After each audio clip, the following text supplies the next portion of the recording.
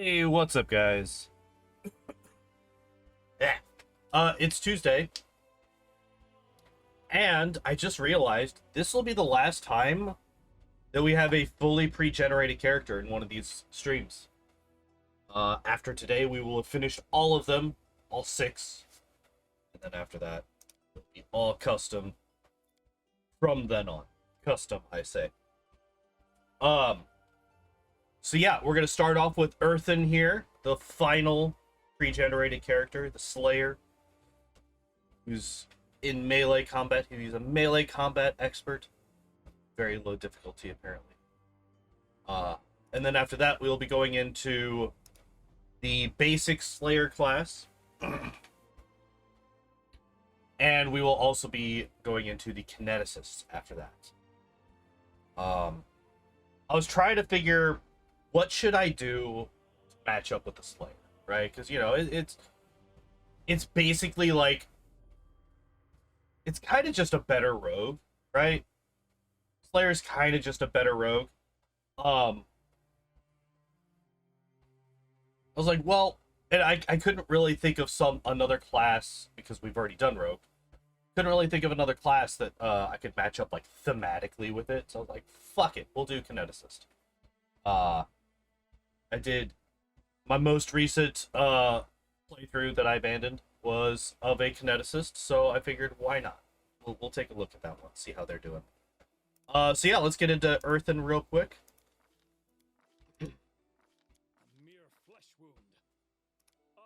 All right, what do we got? So very high strength, 21.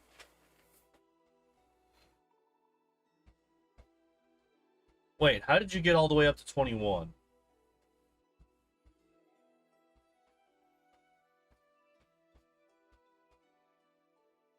Wait, how the hell did you get up to 21?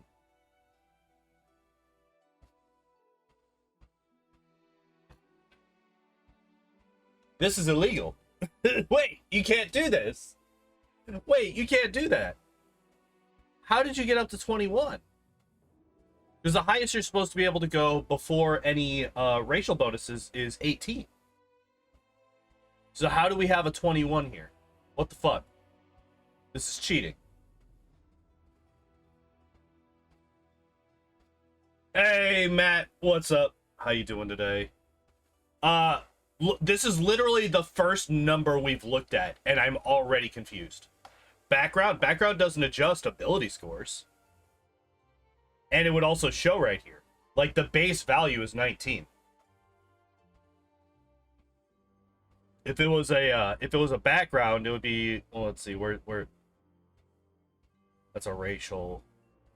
Does he have a background that gives a bonus to skills? Oh, I guess I could just look right here. Lower religion. The orc racial, that's here, but this base value is supposed to be capped at 18. So the base value, like, you should never be able to go above 20 for your main character. None of your stats should be able to be above 20 without items or being like level 4 or higher. This base value is supposed to be capped at 19. So the fact that we have capped at 18. Sorry. So this doesn't make any sense.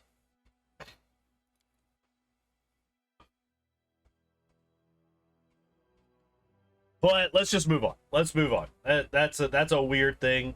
It's actually really good if you're going for a strength-based character. It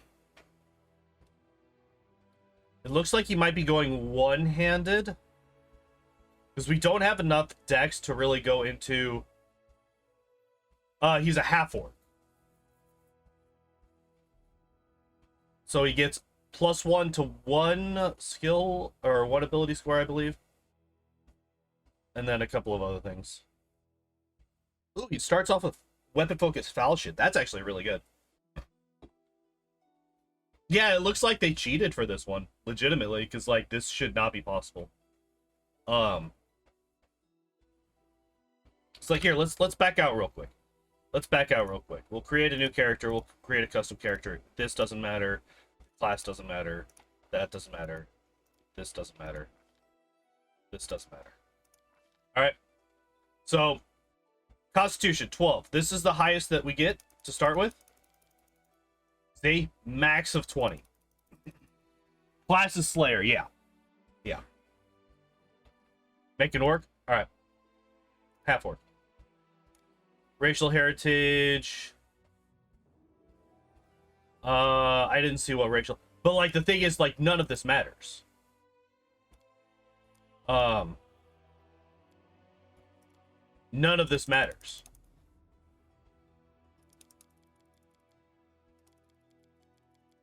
The highest you can get is 20.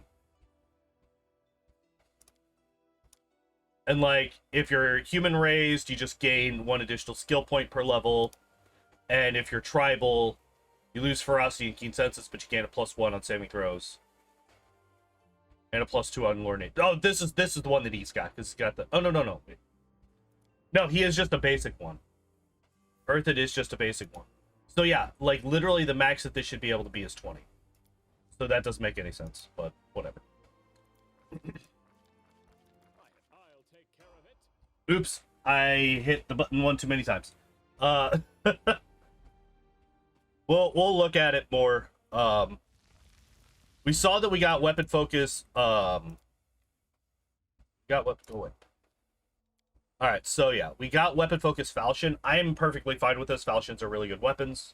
Kind of focusing on this. Yeah, like it's not a bad thing. And like I said, the weapon focus is really good. We get dazzling display.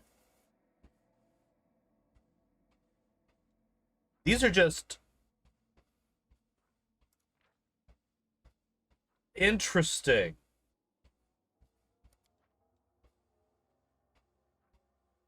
Wait. We only have a 12 charisma. Why are we getting dazzling display?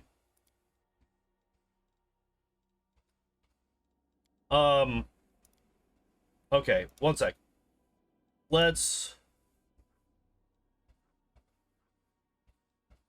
That's a weird choice to start off with. Like, we don't get power attack.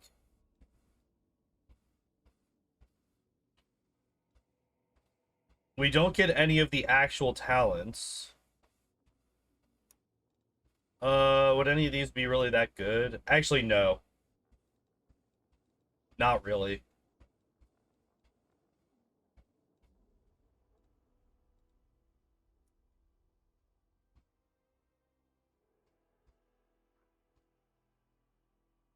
Huh.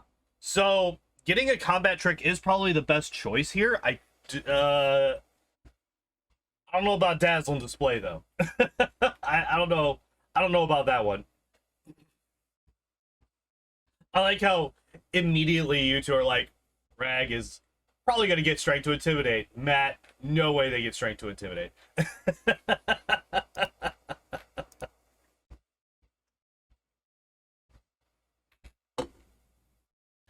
All right, well, let's keep going. That's a little weird. A little weird. Okay, we get power attack level 3. That's fine. I'm kind of okay with waiting 1 level to get power attack. It does get your... That does remove a good chunk of... Well, you are also... Oh, wait, you don't get sneak attack until level 3. So you get to level 3 and your fucking damage jumps up. You get power attack and sneak attack on the same level. That's kind of insane. But this does unlock a whole bunch of your, you know, Cornigan Smash, Dreadful Carnage, all that good stuff. Power attack mythic.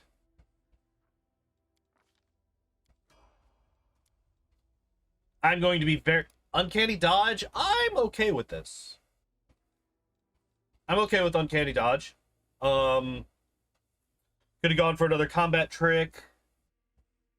Could have gone for a combat style feat. Could have taken focusing attack confused. Those are the other options, but I'm legitimately, I don't really have that much to complain about so far. This build's pretty good. So far, this build's pretty good. Um, yeah, I'm fine with this. This is a good choice.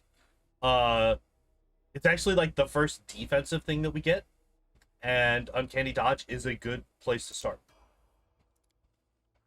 Hey, there we go. Intimidating prowess, strength to intimidation.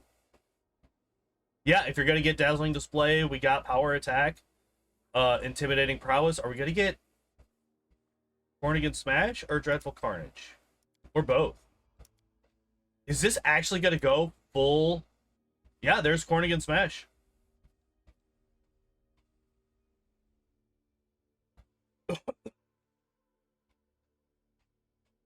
Uh,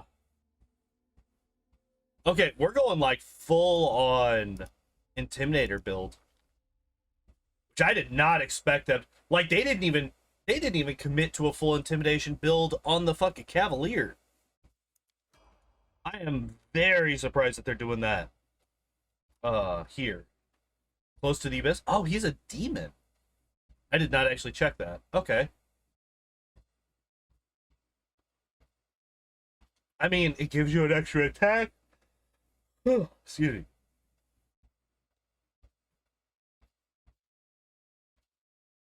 Yeah. Defensive study. Uh,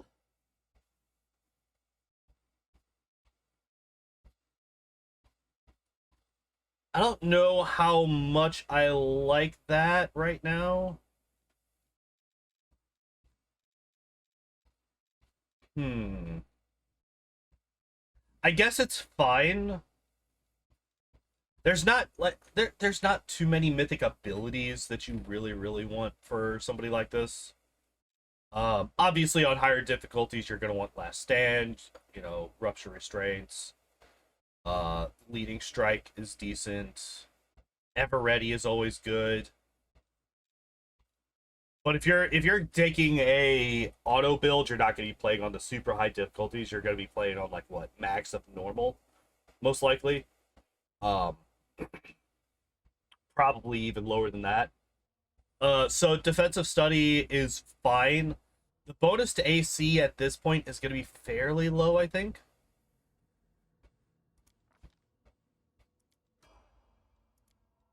Let's see. Um.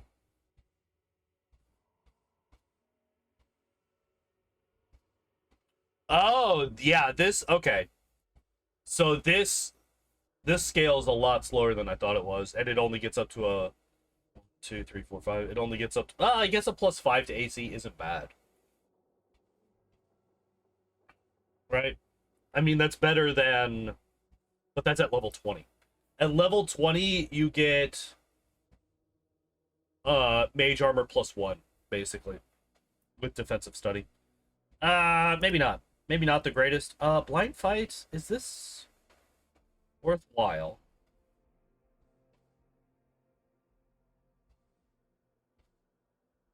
I mean, you do get your reroll chance for concealment misses. So that is actually fairly useful. There's a lot of people in this game that use displacement or mirror image or blur effects. Actually, mirror image isn't a concealment effect. But like blur and displacement are really common once you start getting into later areas. Almost all of the mythic demons have that kind of thing. Uh, True Sight. That is true. That is true. But um yeah, like True Sight is good, but it is a level 6 spell, I want to say, for the single target version. And this is level 7, so we are a long ways away from getting that. So I am okay with this because this does allow this guy to not have to worry about that kind of thing. While we don't get True Sight until much later in the game. If we were getting this at like level 15, I would have a problem with it. but I'm okay with it at level 7 because of how early it is. It's not the best. I definitely would have picked other things, which I probably should have gone over. But overall, I'm okay with that so far. And there's power protect mythic. Okay, this build is like, this build is legitimately pretty good so far. Power attack mythic with a falchion, that boosts the damage from +2 to +5. Like,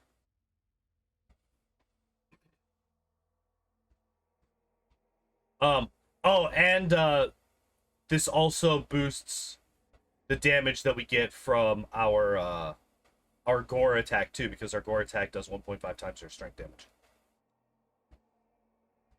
Yeah.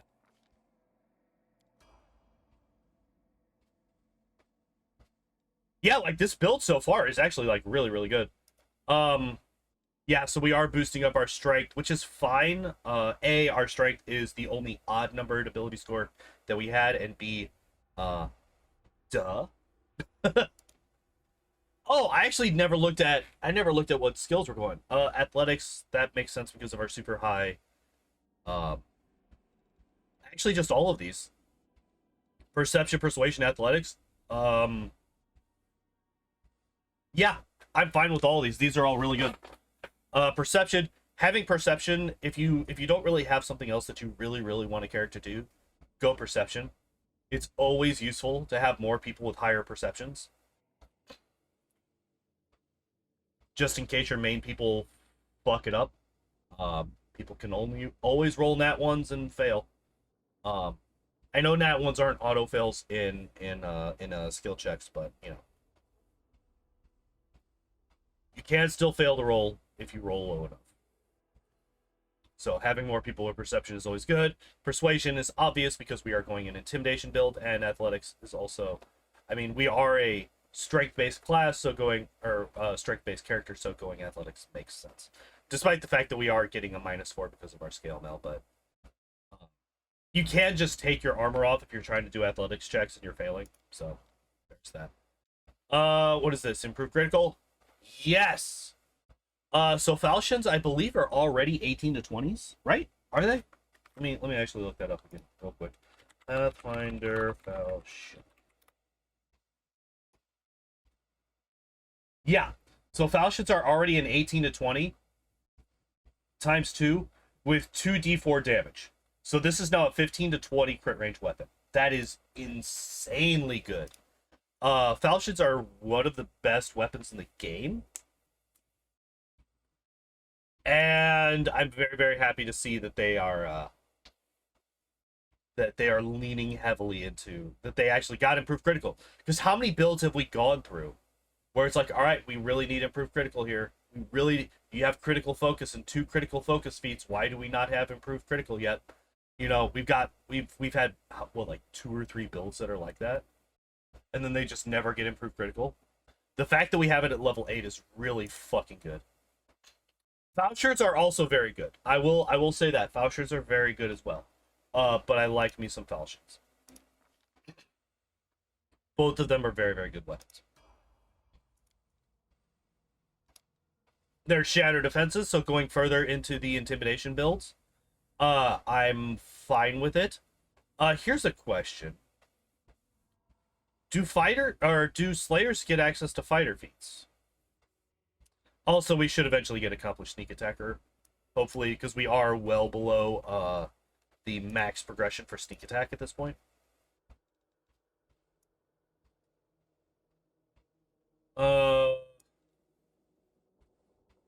No. Okay. I was a little bit curious if we could get something like greater weapon focus or weapon specialization or something along those lines. Unfortunately, no. Which, that's fine. Like, obviously, there's, you know, it's part of the class. It either is or it's not, right? Alright. And Mythic rank 3, we are going Demon. Mythic Charge. Charge attacks deal divine damage equal to 1d6 per Mythic rank. I think this is a little bit early to get this.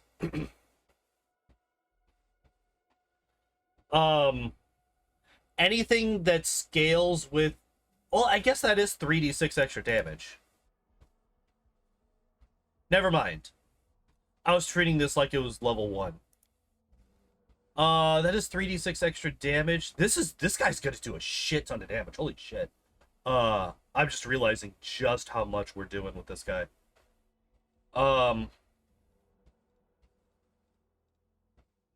yeah, if you're going for a charge build, which this is the first thing that we see that uh indicates that, but I'm kind of okay with it.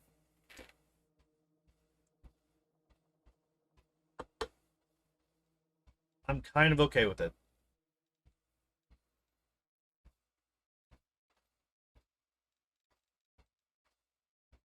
Rupture Restraints is still an option.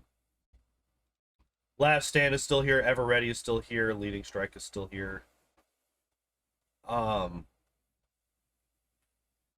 We do have a natural attack. I don't know if the natural attack actually of here. Let me actually look at this. That's Cold Iron and Magic for the purpose of overcoming damage reduction. Okay.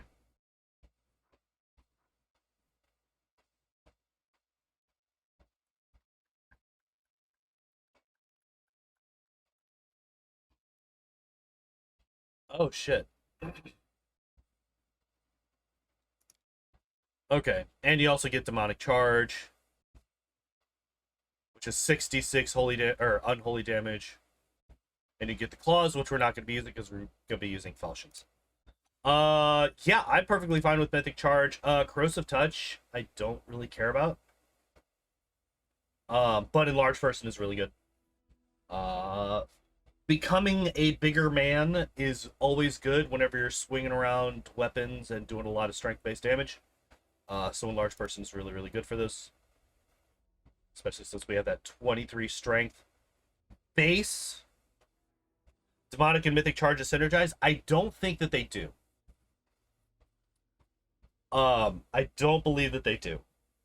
I think that the Mythic Charge is only for your normal charge attack. I would have to test it to make sure, which we might be able to do. We could do that after we finish this build, actually. Ooh, Dispelling Attack. That's actually a really good one to get. So again, we're getting a lot of... This build's really good, actually. I'm kind of perfectly fine with this build. Dispelling Attack is very, very good. Every time we hit with something, we're getting a Dispel off, and we are a full BAB character. So we're going to be getting a lot of attacks.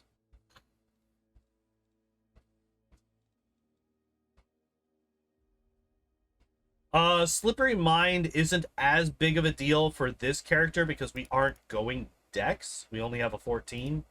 So getting something like Slippery Mind isn't as big a deal. Other options, you could take Crippling Strike, you could take Wearying Strike to get that ability score damage in. Hello, Shelby. Why are you, like, on the very, very edge of my bed?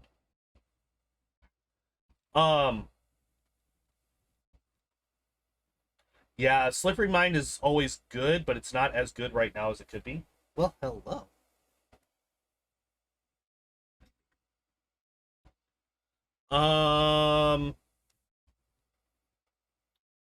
Was that? Oh, it's a fort save. Never mind. Rogue with the tongue can designate a single enemy. Sneak attack damage to all attacks made against her prey. Even if she's not flanking it, or is not. Okay. No. Familiar is also always a good choice. I like me some familiars. But yeah, Dispelling Attack is like top tier. Top tier. So I'm perfectly fine with taking that one. Hey, improved initiative. We don't see that very often on these. Another thing that I'm very happy to see. I like improved initiative on basically everything. It's actually really hard for me to imagine a class or a character that I would not want improved initiative on if I had extra feats. Obviously, it's not going to be like super important for any particular build. outside of just, hey, let's kill these people before they kill us kind of thing. But um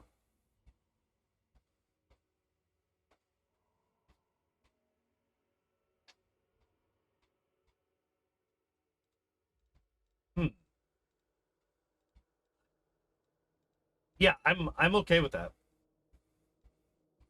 Let's see, what feats could we take instead if we were like, what other feats do we? So yeah, again, accomplish sneak attacker.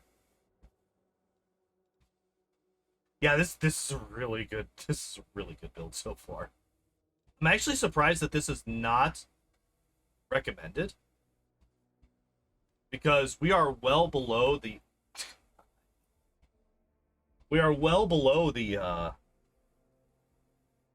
max. So we could definitely take accomplished sneak attacker, and usually this is recommended if you're a sneak attack class that doesn't have full sneak attack. You shush, Matt. You shush with that, because that's definitely coming.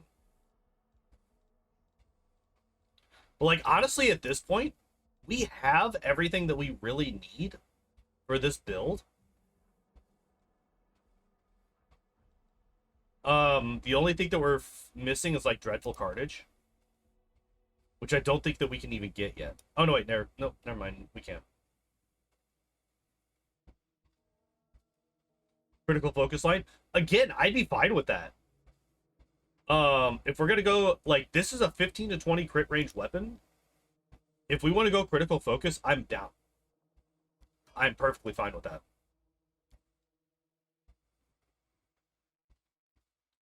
All right, what do we get? Improved initiative mythic. I mean, okay. Honestly, right here, okay, I got you. You're okay. You're okay, baby. I probably would have taken improved critical mythic, but improved initiative mythic is also really, really good. Weapon focus mythic isn't that great. Honestly, I think improved critical, improved initiative, and mythic sneak attacker are like the three best ones for us to get right here. Um, oh, destructive shockwave is also really good. This is one that I definitely under valued for a very, very long time. And I do still, even now, tend to forget this one. But if you're doing a strength-based character, Destructive Shockwave is incredibly strong. Especially on higher difficulties where you're going to be missing a lot because the enemies just have such insane armor classes.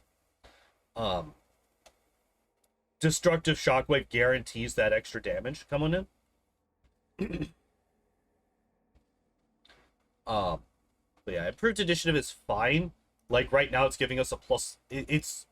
It's literally just another improved initiative. So we now have an extra +8.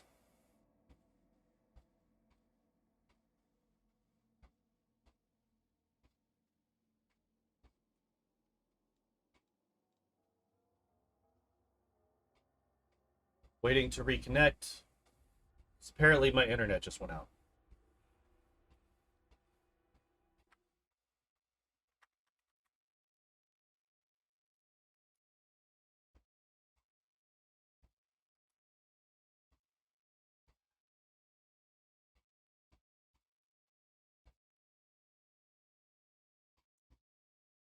All right.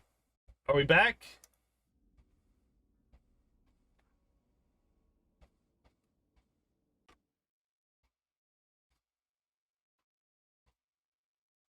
I think we're back.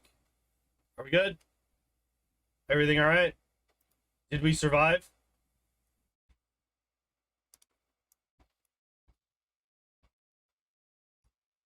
Okay. I think we're good. Yay, we made it. Um yeah, improved initiative is fine here. That's the moral of that story. I don't know when I disconnected or how much got cut off there.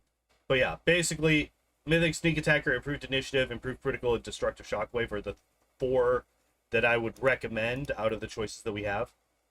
Um, I think Mythic Sneak Attacker is probably the least important of those. Actually, on lower difficulties, I would say Destructive Shockwave is the least important. But on higher difficulties, I would say Sneak Attacker is. What are you doing, kitten? Hi.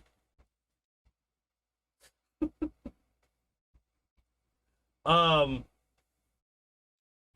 But yeah, improved initiative is fine. Aspect of... Oh, that's right. I forgot about these. +2 on melee attack rolls. That's fine.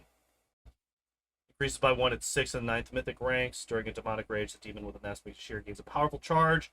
Increasing number of weapon damage die by 2. And applying an additional 1.5 of the demon's strength bonus 2 damage from charge. Oh, shit.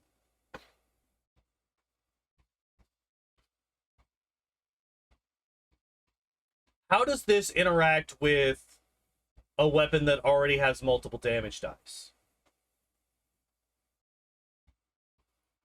Because we are using a falchion with this build.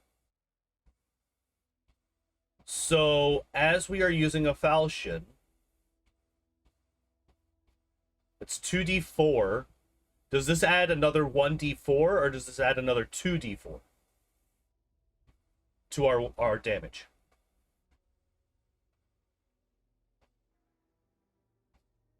Also, we get a bonus to our athletic skill equal to half our mythic rank +1,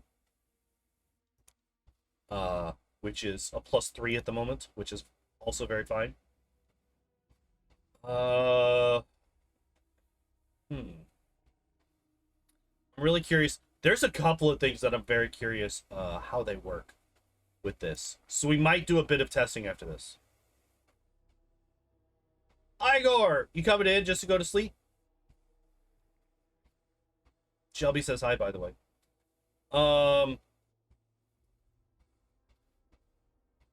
Slayer is actually really good so far. Interesting that they go for Cat's Grace instead of Bull Strength here, actually.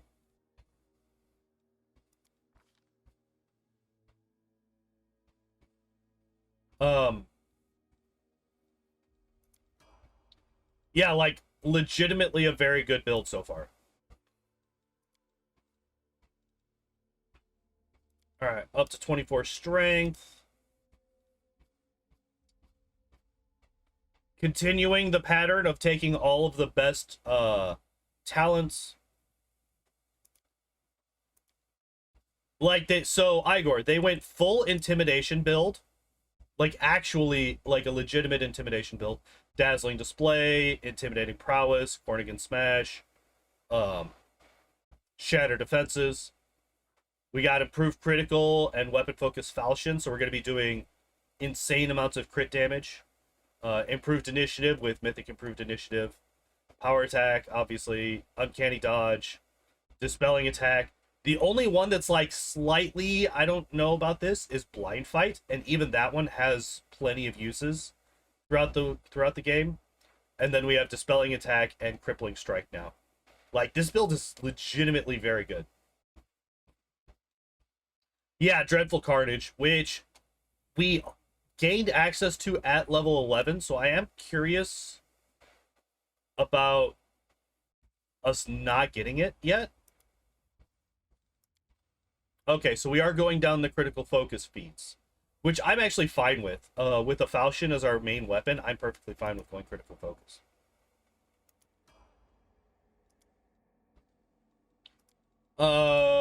Combat trick, sickening critical. Actually, yeah, I'm okay with this as well. Like, this is another one. I'm perfectly, like, oh my god, this is actually, like, a really good build. This is actually, like, a very, very feasible build for most difficulties. Alright, what do we get? Unrelenting Assault.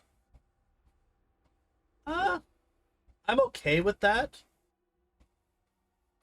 I would have taken other things instead. But Unrelenting Assault is fine. I would have taken Rupture Restraints, Last Stand, Ever Ready, Leading Strike.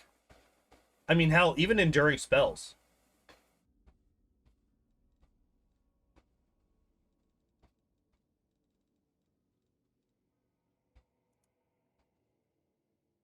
Unfair material.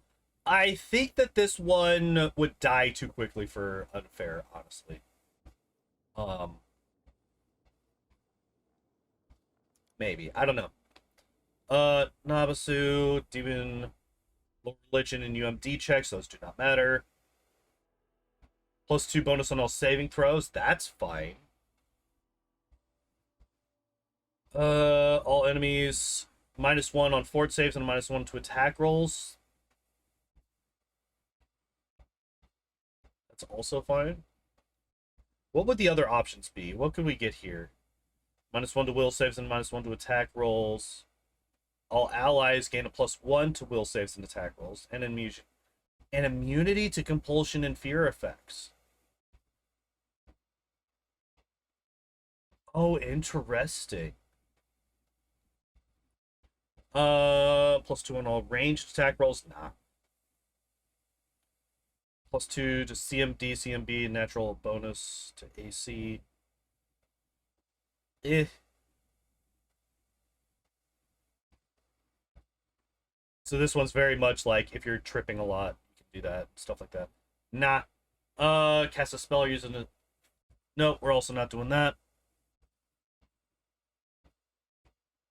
Oh, here we go. While in demonic rage, the demon with an aspect of incubus gains a +4 to weapon damage rolls. That would be nice. Uh,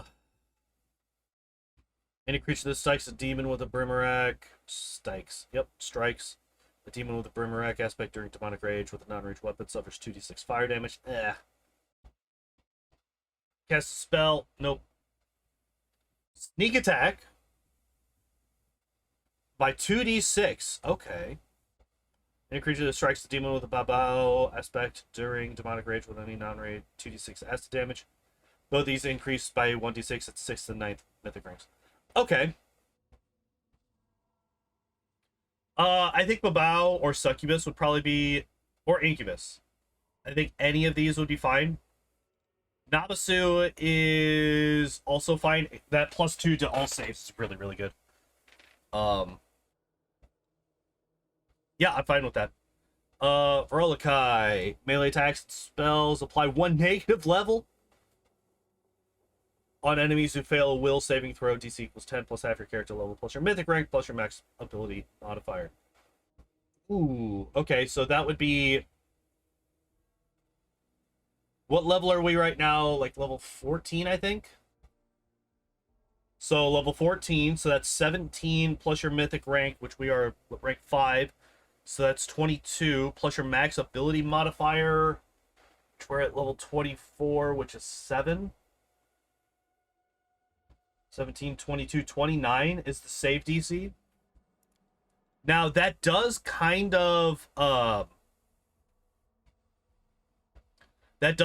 make aspect of the succubus a little bit better, because they do a penalty to will saves as opposed to fort saves, which would stack with the which would combo with this a fair bit better. But I think we don't need that.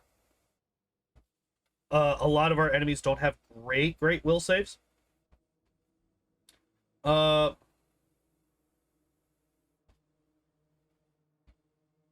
that's all melee attacks and spells. All melee attacks apply 1 negative level. So we are a full BAB character, so this is going... We have many attacks. We're not dual wielding or anything like that, so we're not getting like an insane number of attacks, but we're getting a good chunk. What are we giving up for this? I say giving up. That's not entirely true because we could choose these. What are we opting to not take instead of this? Oh, you also... Oh, I'm sorry. I missed this. You gain fast healing equal to half the demon's mythic rank +1. So we gain fast healing 6. I'm not a huge fan of fast healing. It's really nice outside of combat, but we already have a way to heal outside of combat, right? The flag gives us that, unless we're not in its range, which in the abyss you will be out of range of it, but most of the time you're just gonna be able to use the flag.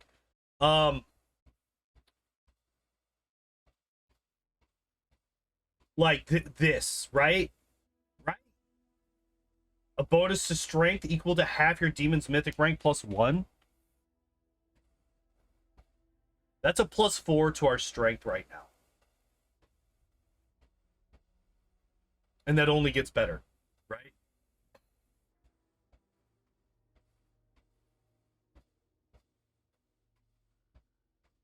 Oh, I'm sorry, it's a +3 right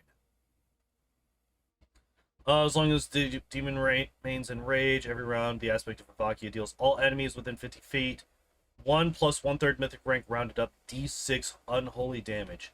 So you also have a damaging aura while you are in combat and in demonic rage. This is like really good. DRN, where N is equal to half the demons. No, gross. Useless. Not even close to being high enough to be worthwhile. All attacks abilities make the target grappled unless they pass a reflex saving throw. That's not bad. All attacks, reflex saves. A lot of the scarier enemies in this game have really shit reflex saves. So this could be very strong. Although, what does grappling actually do for us? Not really that much, huh? Bonus to intelligence, we don't care. Bonus to con. Bonus to con isn't bad. Aspect of the Baylor makes all allies in a 50-foot radius assume demonic rage within the demon himself. Or with the demon himself, but without the advantage of the demonic aspects.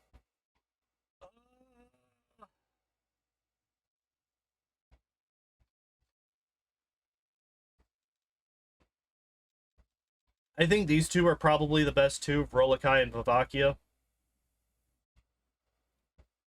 I probably would have taken a Vavakia first and then Vrolikai for this second one, but that's fine. Aspect of the Shadow Demon. Alright, what do we get? Bonus to Wisdom. Interesting. Makes the user incorporeal during demonic rage. Alright, what does incorporeal do again?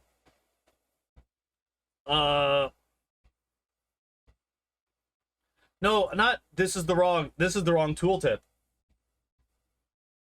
This is actually the wrong tooltip. This is the tooltip for incorporeal touch attack, not for an incorporeal creature.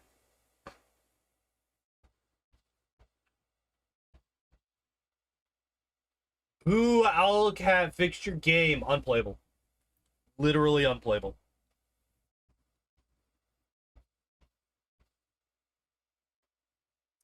Wait. Oh, do you get two major demon aspects? Oh shit, I did not realize. I'm not a fan of this.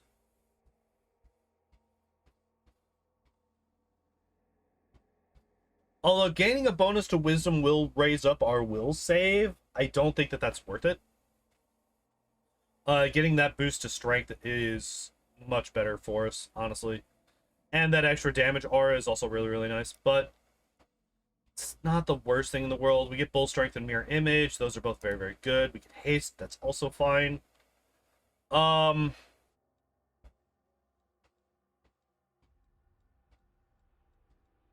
think greater magic weapon would have been better. Because we are not going to be able to get haste. Well, okay. So, let me try to articulate what I'm thinking right here. Basically, it just comes down to we're going to have better people to use haste with, right? Unless you're just going without any kind of arcane spellcaster in your party at all, you're going to have better people for haste. Although I don't really know what our spellcaster level is.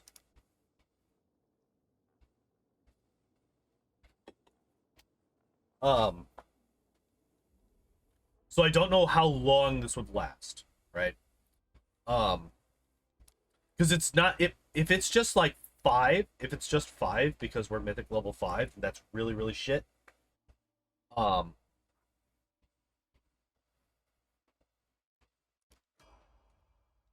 I don't know. Oh, yep, there's Dreadful Carnage. So we did get it. It's a couple of levels late. And by that I mean it's literally 5 levels late because we could have gotten it all the way back at level 11. But we did finally get it. We now have Dreadful Carnage. We now have everything that we need for a, like, we have every single Intimidator build feat. We have all of them. Which I'm fine with. Now we just need all the cleave feats. Alright, what are we taking here? Flawless attacks? I don't like this. I do not like this. We are not we're not a dual wielder. We're not a legend. So our BAB isn't going to get up too high. This gives us a +1, 2, 3. 1 on our second, 2 on our third, 3 on our sixth. Yeah, we have Shatter as well. Yeah, we got Shatter. We got Shatter defenses a while back. I do not like flawless attacks on single weapon characters. I think the benefit is just not quite enough to make it worthwhile, especially when we have improved critical. Like we have a 15 to 20 crit range weapon. We have to keep that in mind. Like, our actual bonus to attack only really, like, it doesn't help that much.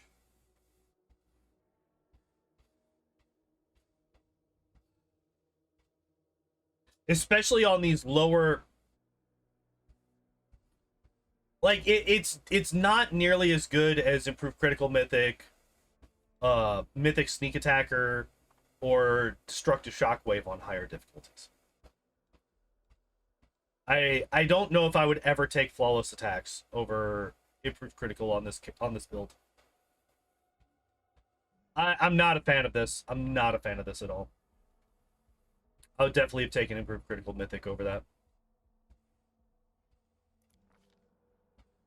There's the Brimarack.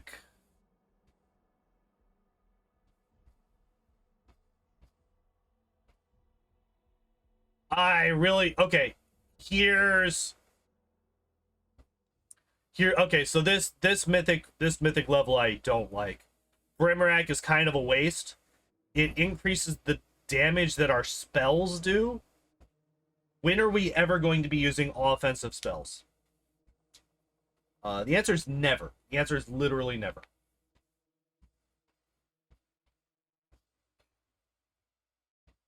Shockwave is really good for higher difficulties. If you're getting up to unfair, and if you get into so I used to very, very undervalue Shockwave until I was watching Lore Spire stream a while back, and I saw just how much damage he was doing with destructive Shockwave to the big enemies in Threshold. That shit stacks up if you're fighting against enemies that you're very unlikely to hit. So it's basically hedging your bets. What is happening? Why am I dropping frames? We're done dropping frames? We're done dropping frames. Okay. Yeah, this is kind of shit. This is kind of really shit.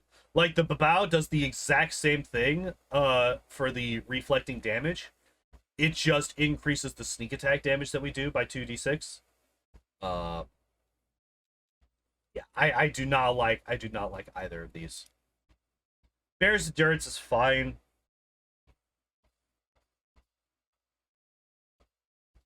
Oh, okay. So Shockwave is really good on unfair difficulty. The enemies in Threshold on unfair have absolutely stupid levels of AC. So you're very, very unlikely to ever really hit them. And I realized this while watching Lore Spire stream a while back. He was in there, and he had taken destructive shockwave, and that's when I realized just how much that mythic feat does against those enemies. Because like so, even back in the day, I haven't played the game and gotten to that point in a long time. But back when I was still doing speed runs and I was playing on story difficulty. This is on story difficulty. The Vavakia in the last fight before you enter the tower had a 60 armor class on story. Um so you add like 70 to that because going from story to unfair. Uh I think it's actually I think it's like an 8. I think it's like +8 or something like that. Whatever it is. You add a bunch more on top of that. When you're reaching 70 plus AC, that's kind of ridiculous to try and hit consistently. Um, so destructive shockwave is really really helpful for fights like that. But yeah, don't like aspect of Brimerack, don't like flawless attacks. Greater magic weapon is fine.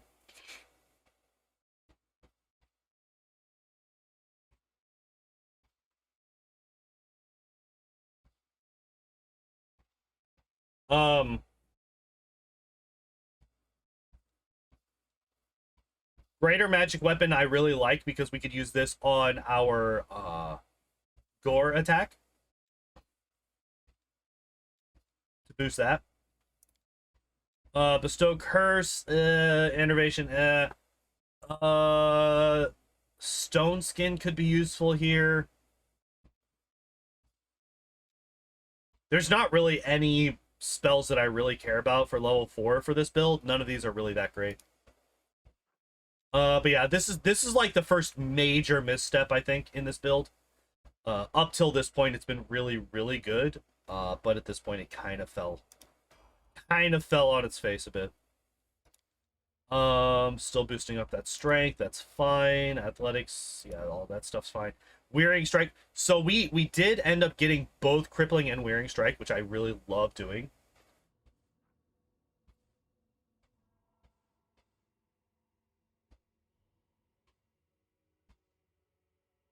Stack enough attacks and kill stuff fine by missing. Yeah, like there are other options for those, but like even spells don't really hit that Vavakia with any real consistency. He has a 32 or 33 spell resistance on story difficulty. I don't know if that also gets increased. I'm assuming it does. I'm assuming you do also get higher spell resistance on difficulties.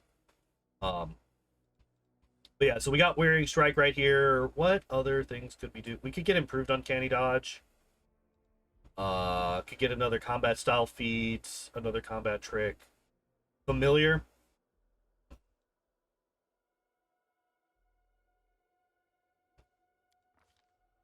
But yeah, wearing strike is like another one we're like top tier. Fucking top tier. It gets stronger the stronger your enemy is. I love this shit. Rank 7. So we finally do get last stand. So this is probably the strongest defensive ability that we're gonna get. So I'm fine with that. Um I would like to see rupture restraints at some point. That's really the only other mythic ability that I would like to see, so I'm hoping that we get that at level 9. Although I really have liked to have it before then. We could have definitely done that instead of Unrelenting Assault. I'm not a huge fan of that one. Baylor. I'm a little bit sad that we don't have Vavakia here. I definitely think that we should have taken Vavakia instead of Baylor. But the bonus to Khan is fine, and it does help out the rest of the team by giving them your demonic rage benefits. Minus, the aspects, but I would have preferred the strength bonus and the damage aura for sure. We do get the Incubus though, which is really nice because that's a +4 to our weapon damage rolls. Um,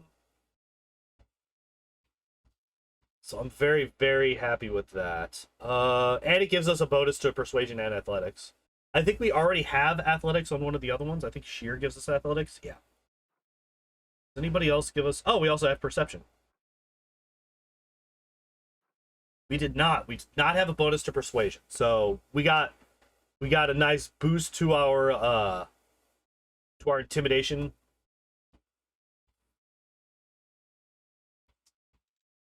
And yeah, that +4 to weapon damage rolls is really, really nice. Actually, it's a +6 right now because we are past 6th level. So, crushing despair does not matter. Profane nimbus. I don't know what this does. Any good creature. All right. Well, that's useless. Uh, why would you?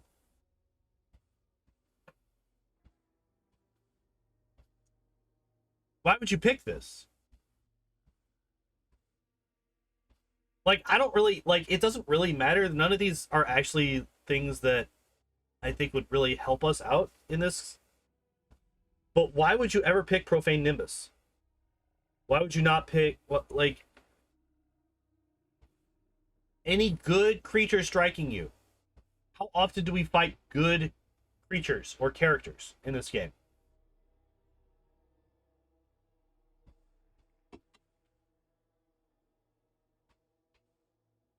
There's one good boss in the Island DLC. I mean, that may be true, but I would like to point out the fact that you're like, well, there's one in this, you know,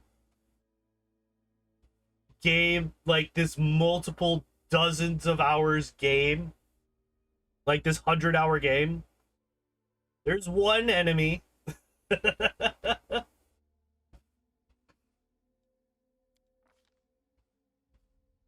Oh man. Like it doesn't really like none of these other spells are really that good anyway. Call Lightning Storm, Cone of Cold, Dominate Bird. Like Cone of Cold's really good, but not for this build, right?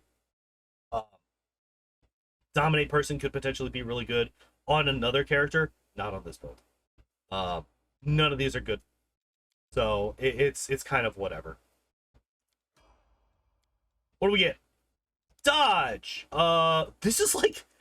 This is the first like full on. Oh, well, we got uncanny dodge here. So dodge here is actually really funny. Uh, I really like dodge as a defensive feat. I think it's really good. I think it's probably the best defensive feat that we're gonna get. Um, Obviously, okay. So if we're gonna look at this, obviously, I would like to have outflank, but they're not gonna pick up outflank. I've given up on that. We're never gonna see outflank on any of these spells, obviously. Um, so I'm not worried about it. However, I would have liked to see accomplish sneak attacker. The fact that we don't have that is really upsetting to me. All right, what do we get? Oh, we did get improved critical mythic. Okay.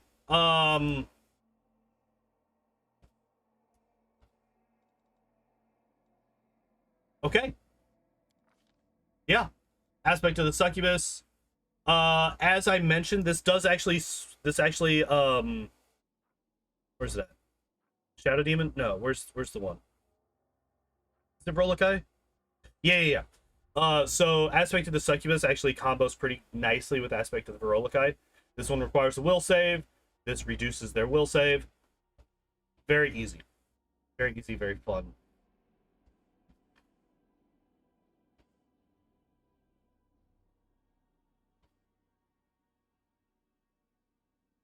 Uh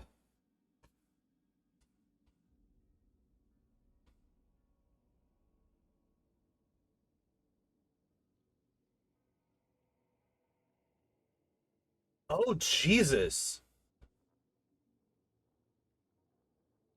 Where the demon will become paralyzed, frightened, cowering, or stunned, they instead fall into it. They get a lot of very nice bonuses, but then they also kill everybody.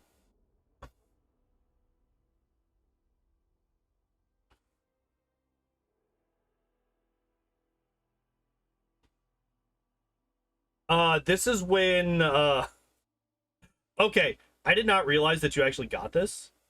This means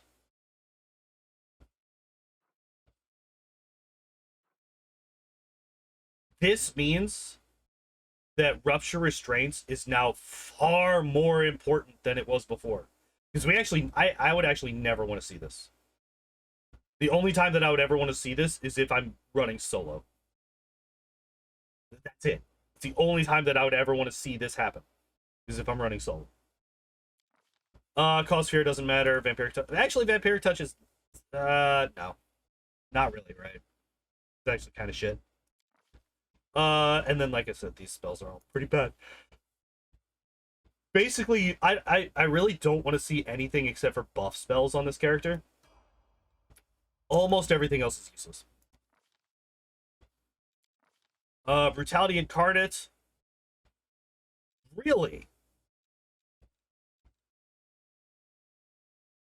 I kind of joked about this.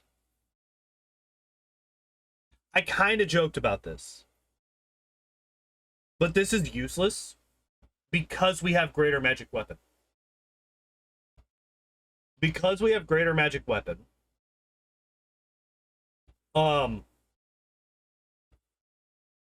We are going to be able to boost our door attack up to a +5. Or at least we should.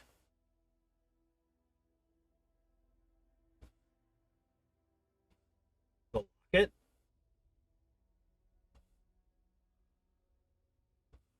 What locket? I actually don't know which one you're I can't remember which one you're talking about.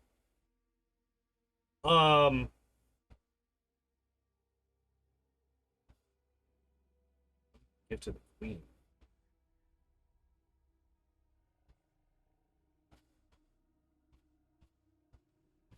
I legitimately don't remember what you're talking about.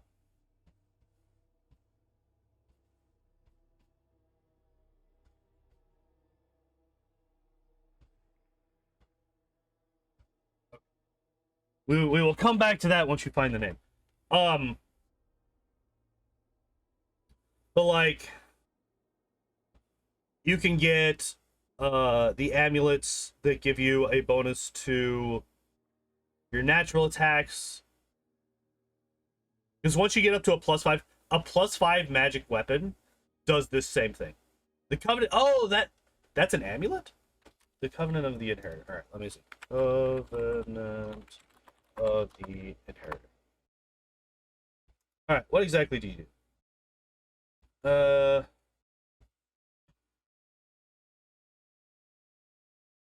Count as if they were made of cold iron.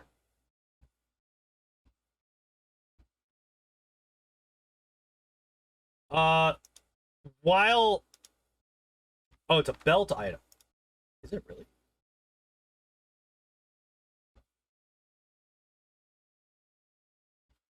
Oh, no. It says when placed on the belt, it's actually something that you put in...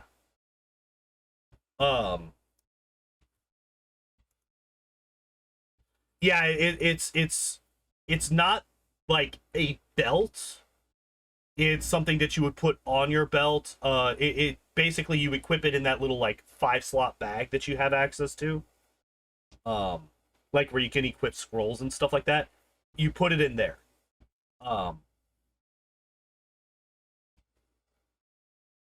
Yeah. Now I remember that item. So them being good aligned, that would actually overcome most of the enemies.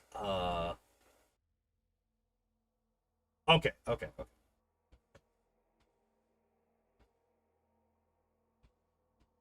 But like you have that, or you could just do like I said, greater magic weapon. And then you're getting a +5 to your attack, and you're also getting all those DR. You're just ignoring all that DR. Yeah, I really don't like this. This is useless at this point. Because even if, for whatever reason, the greater magic weapon that you have from the demonic aspect, even if that isn't a high enough caster level to get you to +5, you're going to have other characters. Like, as long as you, again, As long as you have one arcane spellcaster, you can have them cast this on you, and then you get the same thing. I'm very much not a fan of taking mythic feats that can be replaced by a spell.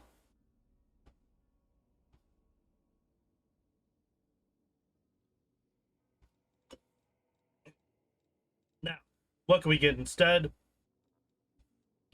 Mentioned it a bunch of times, rupture restraints. Especially now that we have this uncontrolled rage, we really don't want to get this triggered. We do not want to trigger this ability. This last fucking sentence attacks the nearest creature, which means that once the fight's over, they're gonna kill you too. You really don't ever want to see this uncontrolled rage. So you really want to get rupture restraints, because this ignores the vast majority, if not all. Well, let's see, dazed, paralyzed, petrified, frightened, cowering, sleeping, stunned, confused. Frightened, dazed, sickened, shaken, staggered, nauseated, stunned, paralyzed, confused. So there is a lot of overlap. It's not all of them. But there is a good amount of overlap between uncontrolled rage and rupture restraints. And it's the most common ones. Right? So yeah, brutality incarnate, I really hate that here. Calavacus, a combat maneuver one. Why?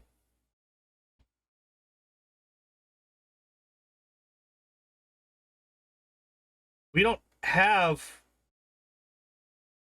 Oh, when the demon with an aspect of Calavacus hits with a charge attack during a demonic rage, the demon can attempt to disarm as a free action. Okay, that's actually not bad. Okay, I will accept this.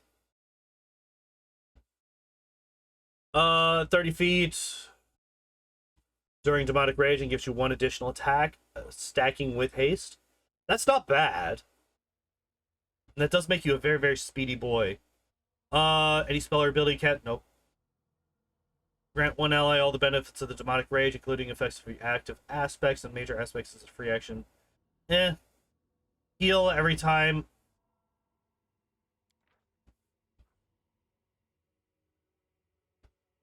How much? How much? Okay, I mentioned this last week. I think it was actually on my God of War stream last week. Stuff like this really makes me mad, because this is so unspecific that it's useless. This might as well be a black screen, like completely blank, because it doesn't tell you anything. How much do you heal? Do you heal like the heal spell? In which case, when you scroll over this, it should show you the heal spell tooltip. I'm assuming that that's what this means. I assume that this means that you get this whenever you kill somebody. You heal for, what was it, 10 times your caster level? Up to level 15? I'm assuming that that's what this means. However, that's an assumption. There's no way to know, because it doesn't fucking tell you.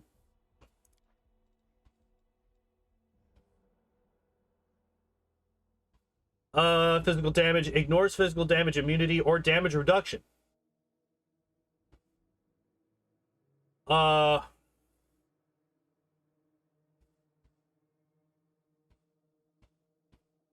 of gross. Any attack target you during demonic rage of 50% chance to miss. There's actually not that many. I think this one actually might be my favorite one. The Zuzu.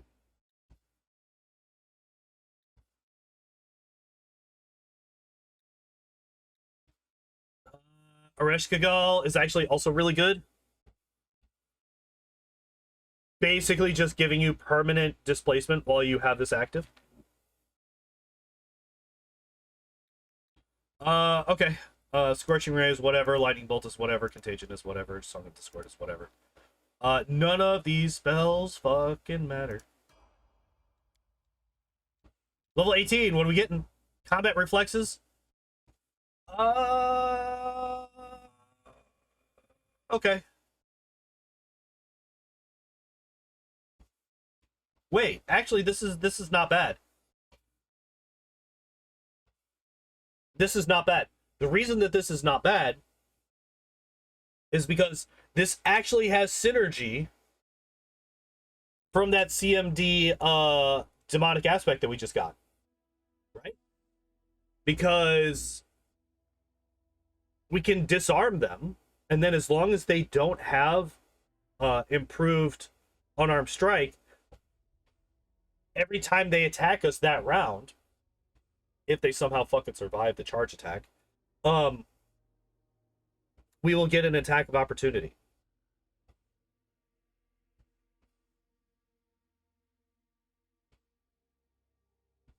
So, and like, if we're being fair, we're going to have a belt at this point that gives us dex. If we don't, we do have Cat's Grace to give us dex. So we're going to have a good number of attacks. Like, not an insane number. Not like we have 14 here. Like, we're level 18, so add a +6, that's 20. So we have 5 attacks. 6 actually, because it's in addition to, like, or sorry, a number of additional attacks of opportunity. So we would have 1 normally, add 5, 6. Or even if it is only 5, because we only have Cat's Grace or whatever the fuck, right?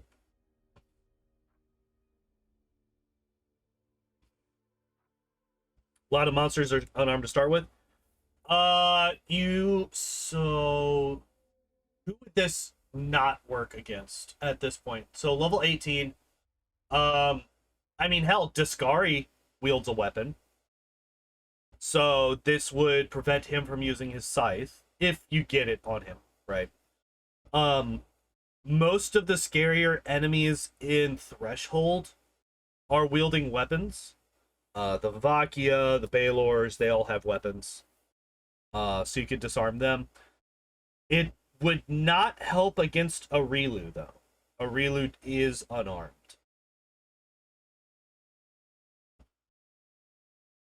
Like, this is not something that you would really worry about, like, smaller enemies. This is something that you would worry about for the bigger boys, right? Because they're the only ones that would be around long enough to take multiple attacks of opportunity anyway. I'm okay with that. Iron Will. I actually might be okay with this. I think we've gotten enough of everything else.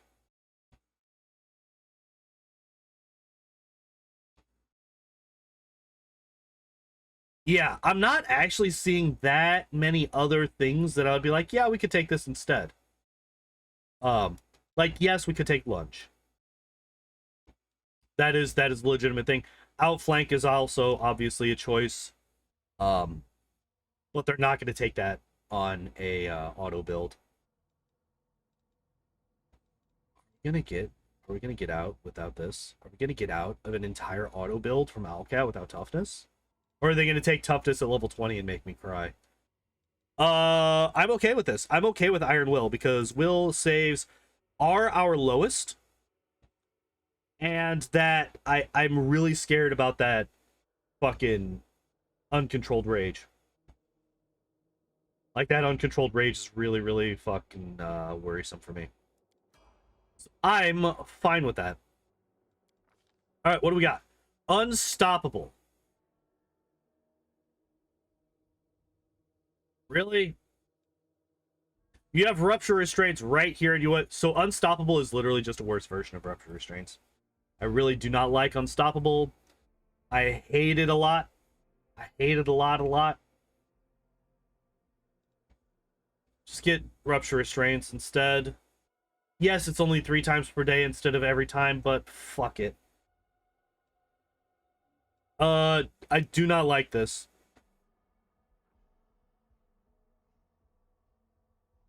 I do not like this, Sam. I am. Aspect of the Brock.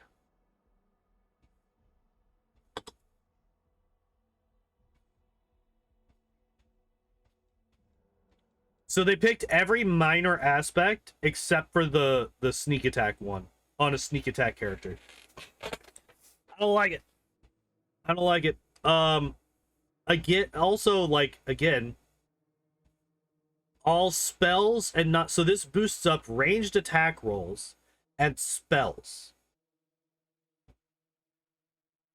Why? Why would you choose this instead of the one that increases your sneak attack by 2d6? Or, I'm sorry, at this point, by 4d6. And also gives you a reflexive damage of 4d6 acid damage. Which, granted, at this point, most enemies are going to have acid resistance. Like the scarier enemies anyway, they're going to have acid resistance. That's going to be more than 4d6 is likely to overcome. But why would you ever choose ranged attacks and spells over sneak attack?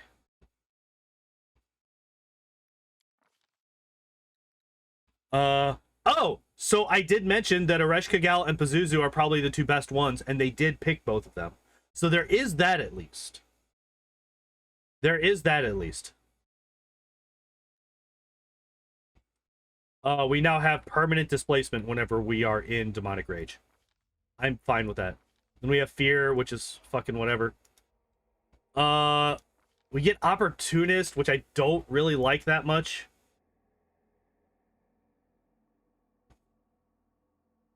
I don't really like Opportunist that much because it...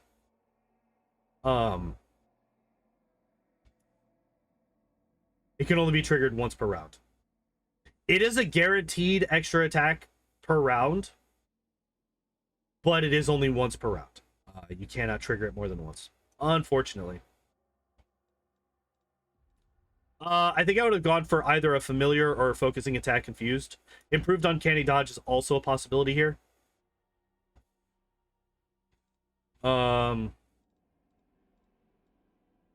Slippery Mind is also not terrible. There are a bunch of other options that I would have taken instead of Opportunist. I do not like this choice.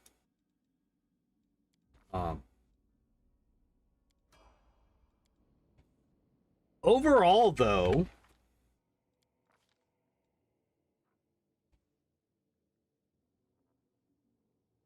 yeah, like there's some missteps here and there, but overall, this build is very serviceable.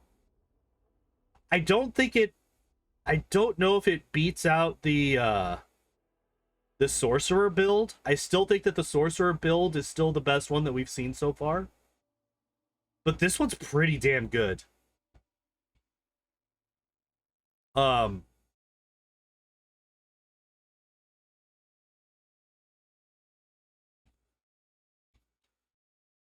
Actually, if we're looking at the feats that we're taking, okay, so the Sorcerer build only has this, right? It doesn't have the Mythic Path at all. Oh, also, question. So it is a level 20. Okay. I was curious about the Mythic Path. There. So if we only look at this and compare this to the Sorcerer, I think this might actually be better. Because this build, what this build does is this build basically gets everything that it needs almost as early as it possibly can. Oh yeah, 26 strength, yeah. We could have a 31, I'm sorry, a 32 strength if they had chosen the fucking aspect of Avakia that gives you a bonus to strength, but no, we have to go with Baylor. Gross. Gross.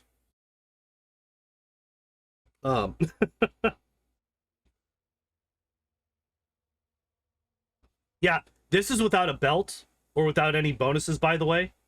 Imagine we have that Baylor. That's another +6. That's a 32 before the belt, meaning we can get up to 38. And then we legendary proportions on top of that to get 46. And then we demonic rage. Which does, okay, so the demonic rage doesn't actually give us a bonus to strength, but wait.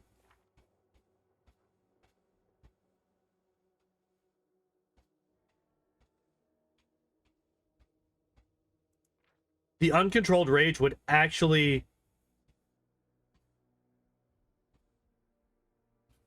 Wait. So if we're at 26... Wait. We're at 26, plus 6 for the belt. Or no, there's a plus 8 belt. So a plus 8, so that's 34. Plus another 8 on legendary proportions is 42.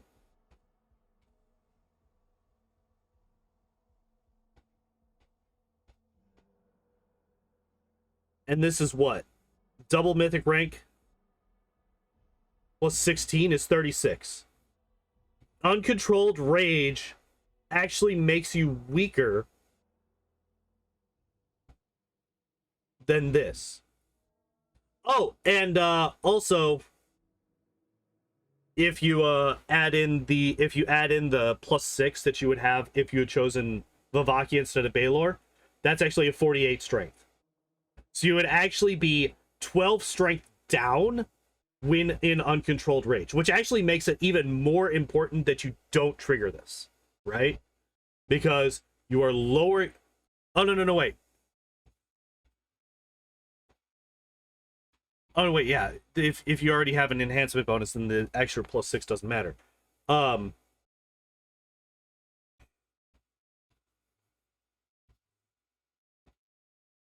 Yeah. So you could potentially have a 48 strength on this character. With everything boosted. That's actually kind of insane. But yeah, anyway, if we look at just this, can you get these conditions now with Unstoppable? Yes. Yes, because if you look at this, paralyzed, frightened, cowering, stunned. Oh, wait, paralyzed, frightened, cowering, or stunned. I thought it had more triggers.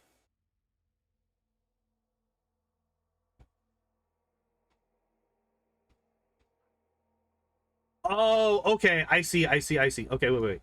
Let me...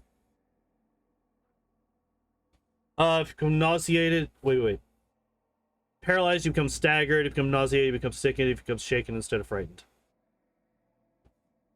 So there's nothing to avoid becoming cowering or being stunned. So you can still be triggered here, yeah. This can still be triggered.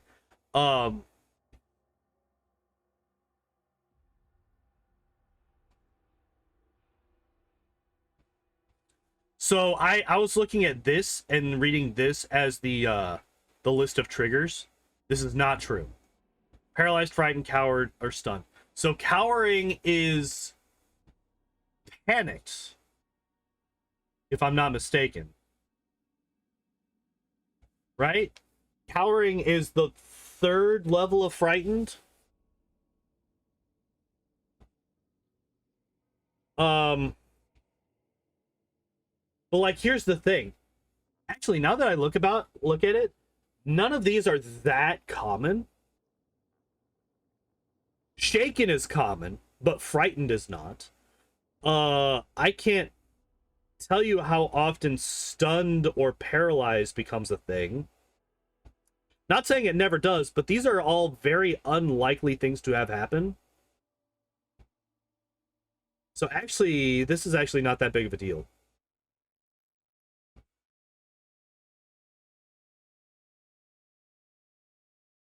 And I'm fairly certain that paralyzed and stunned are also avoided with what's it called? Rupture restraints. But anyway, back to comparing this one with the sorcerer. If we compare just this right here with the sorcerer, These are all tier 2 afflictions, right? So it also blocks their tier 1 version. Not necessarily. No. So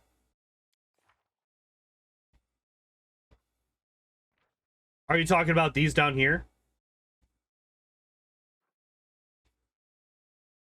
Best slot. Yeah, Rupture has always been one of my favorites. Ever since I started playing this game. So like, yeah, no. So being immune to frightened does not necessarily make you immune to shaken. No.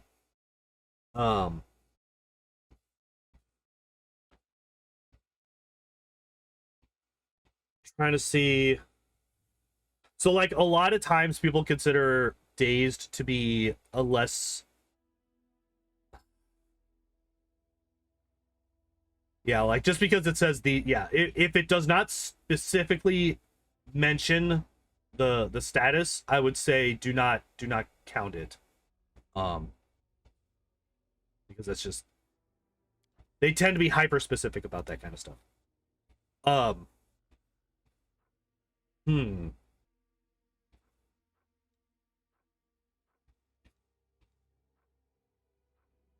You know, if we just look at this build right here and ignore the mythic path entirely, if we just look at the feats and the class abilities that were taken, this might be the best class that we've seen so far. This might actually beat out the Sorcerer. The reason I say that this might actually beat out the Sorcerer is because of just how late the Sorcerer waited before it got spell penetration. Because if you remember, it got spell penetration at like either 15 and 17 or 17 and 19. It waited until damn near the last possible fucking second before it did that.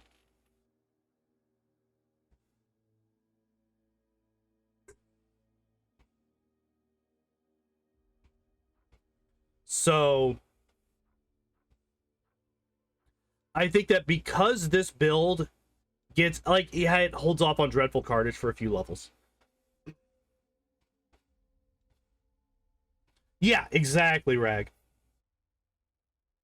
Yeah, you need it like way earlier than that.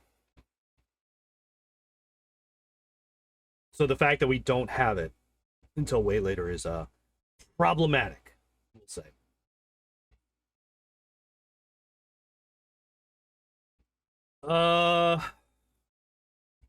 Yeah, I think that's going to be it for that. Very good. One of the best builds that we've seen so far, if not the best build that we've seen so far. It kind of fell apart a little bit at the end, but overall, I think it was pretty good. Now we're going to see how it compares with the other Slayer. You know what? It's time to bring Terry back into the fold. All right. How does this one work? All right, so Asimar. Bloomkith, what does that do? Dex and Wisdom. Okay. Warrior. Bounty Hunter. Interesting. Light Armor Club, Light Mace, Heavy Mace. I don't think that any of these actually matter. Because you have Martial Weapon Proficiency. You have Martial Weapon Proficiency and... Jesus Christ, these stats. Alright. Martial Weapon Proficiency makes all of these unusable and... Right. Light Armor, Medium Armor, Simple, and Mark. Yeah. So you get literally nothing from this. You get Stealth added to your class skills, but... Yeah, that is the one thing that I'm not a huge fan of about these builds, is that their backgrounds are all RP, and they're not at all focused on mechanical benefit. Man, fuck RP. Who plays these games to roleplay? I play these games to kill peoples.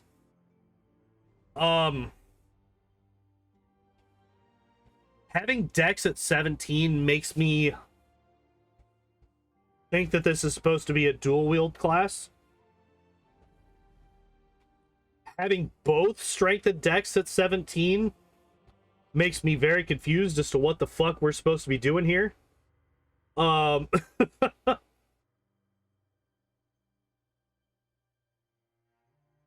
I probably would have dumped charisma. I'd be very surprised. Heavy armor? What the fuck?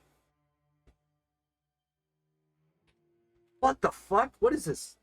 Fucking Reggie? Okay, I am confused. I am horrifically confused right now. All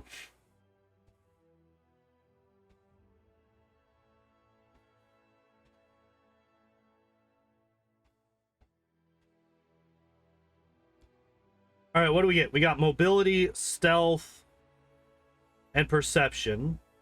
Okay.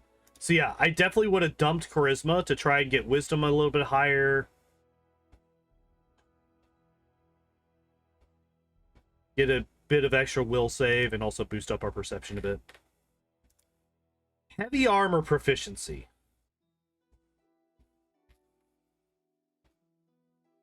This just doesn't make any sense to me. I am confused. I am confused. Yeah, Reggie does heavy armor dex.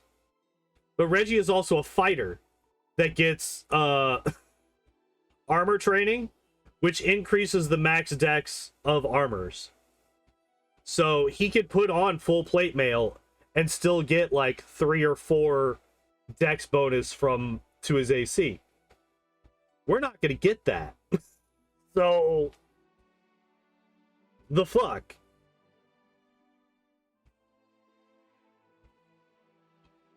Alright, whatever. Sure, we're a Desna person, because fuck it. You should have run. Interesting.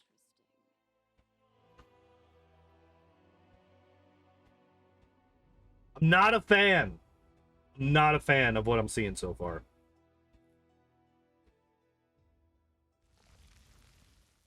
Yeah.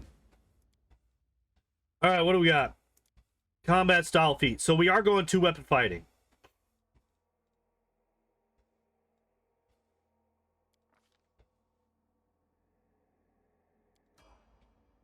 We don't have a high enough dex to go all the way up to greater 2-weapon fighting, though, do we? Right?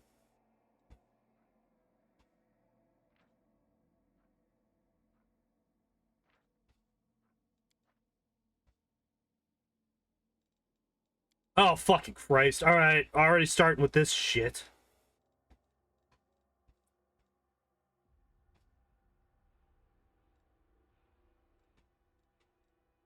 I'm gonna check a thing real quick. Where you at? What?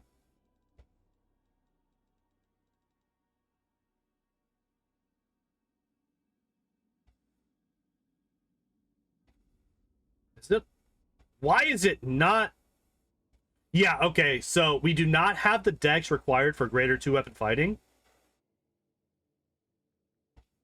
This is how a build is supposed to be. Level 3. Toughness. Cool.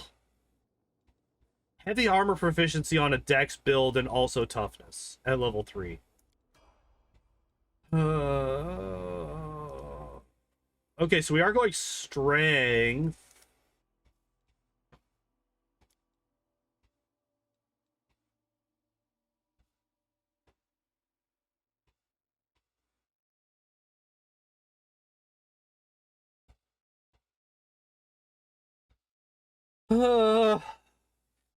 Let's gain trickery as a class skill. You know, that skill that we're not putting any points into.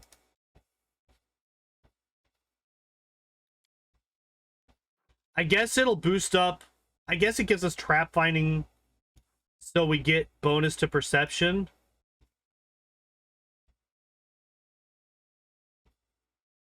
Like, there is that. We do get a bonus to perception, and it's going to be a scaling bonus to perception, so that's not the worst thing, but it's close.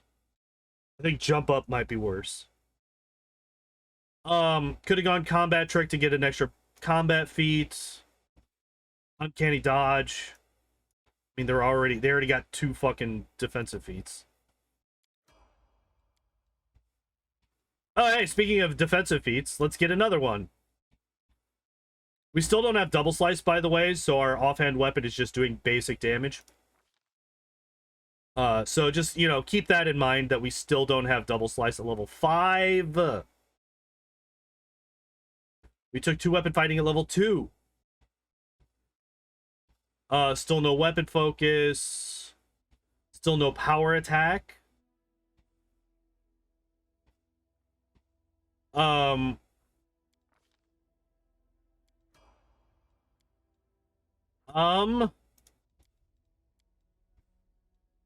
There's improved to weapon fighting, so we get an extra. So we now have 2. All right, so here's the thing. Unless the weapon that we are using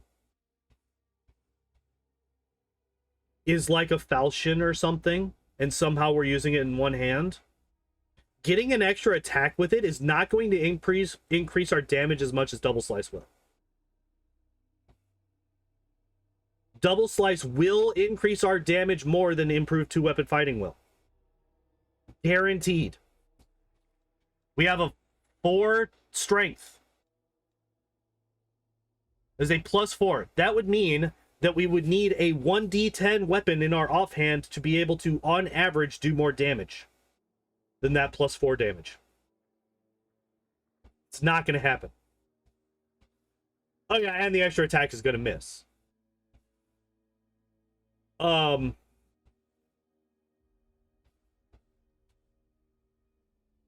What the fuck, man? I was so happy in that first build. I was so happy. I'm like, oh my god, this is actually good. This is actually really good. This is the one build that I can recommend and not feel like a terrible human being for doing so. And then I get to this one and I want to cry, and it's only level 6. My cat's yelling at me in the background because they're so upset about this. We get invisibility. Congratulations. Oh, wait, no.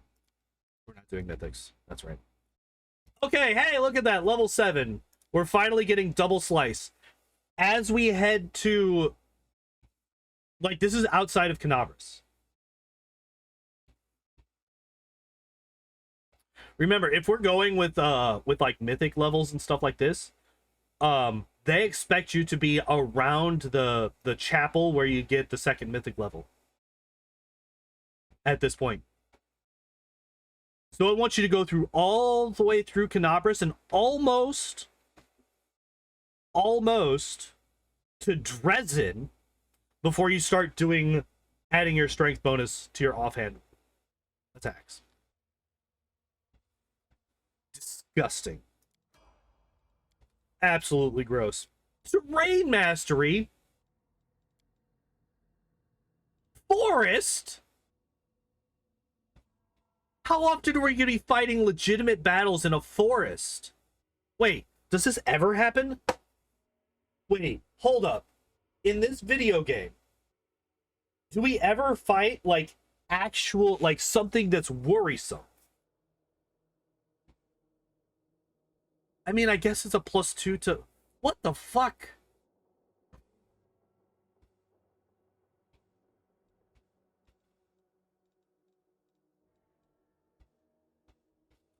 So favored terrain is probably the least useful class ability in the game. Just flat out. Favored terrain is probably the least useful in the entire game. Yes, we get a +2 to perception. Like, I legitimately think that it is for the same reason as they picked trap finding. Because our perception is decent. Like, it's pretty fucking good. Especially for only having a 12 wisdom. By the way, we're putting all of this focus into perception when we only have a 12 wisdom.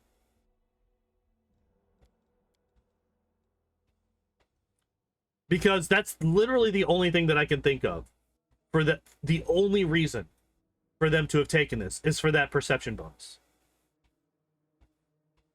It's just in forest, yeah. So it's just in those random spots on the overworld map that don't matter.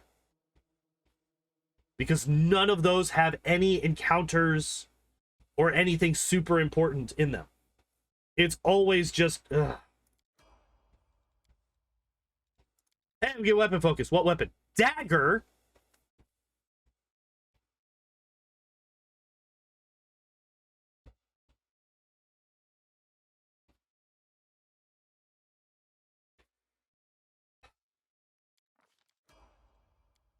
Okay.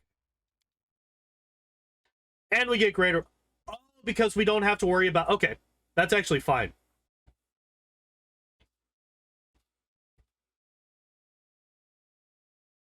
Wait.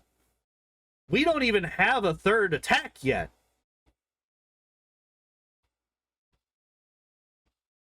We don't even have a third attack yet, and they're getting a thing that allows us to have a third attack, which we don't have yet.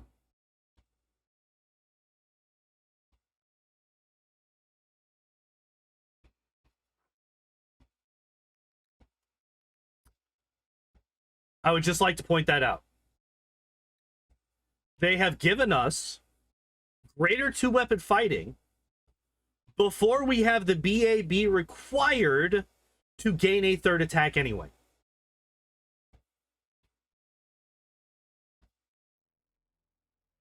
Okay, so Rag, the reason that you're able to take this is because combat style feats allow you to ignore normal prerequisites.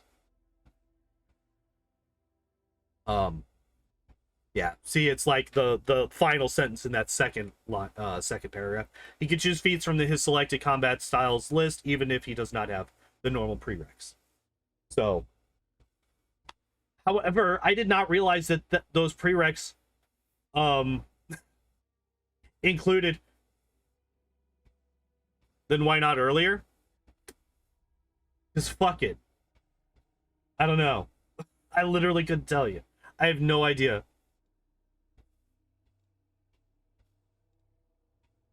It might be. Greater two-weapon fighting might be an advanced one. I don't know.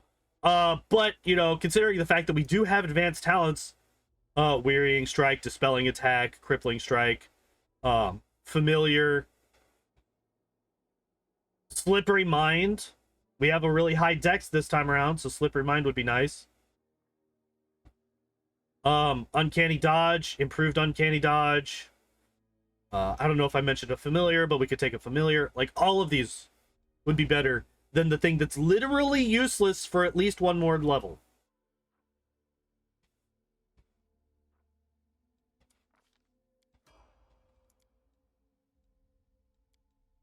Alright, we do get improved critical dagger, so that's good at least. I hate the fact that we're choosing daggers. Like, it's kind of insane, right? The last build, Wind Fellowship. Great. Incredible weapon. Really, really fucking good. This one, we're gonna go daggers. Why? Because fuck it. No, don't do that. No, what you do is you go, like, short swords at least. If you're gonna go in 19 and 20, go short sword. Better than dagger.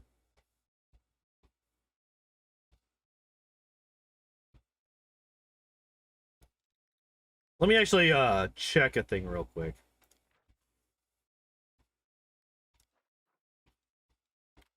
Fine.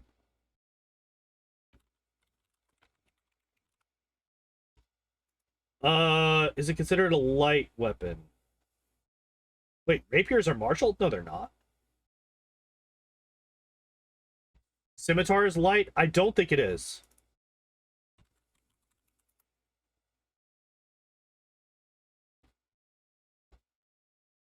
It's actually...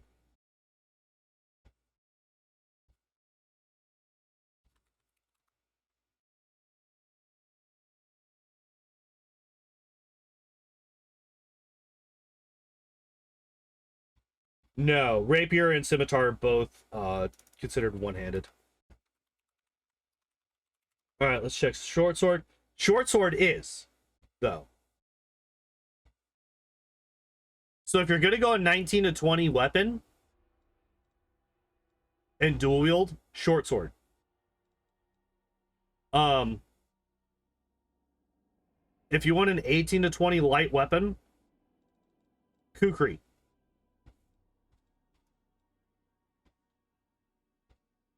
Dagger is just not a good weapon. Just don't go dagger. Daggers are bad. Daggers are bad. Don't go daggers.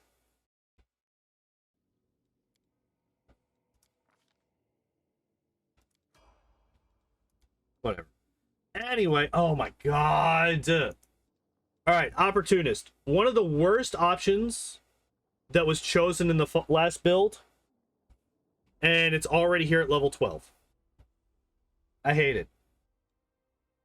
It does give you a guaranteed attack of opportunity per round, but it's only one per round, and you have better options. We still don't have Dispelling Attack. We still don't have Crippling Strike. We still don't have Wearying Strike. Like, the thing is, this very easily, this very, very easily makes it, very clear which Slayer to recommend between the two. Do you recommend Urthan? Is it Urthan? Yeah, Urthan or this one? No, go Urthan. 1000%. This one's absolute dog shit in comparison. Oh, hey, look, critical focus. Okay. If I'm being fair and not being a salty bitch,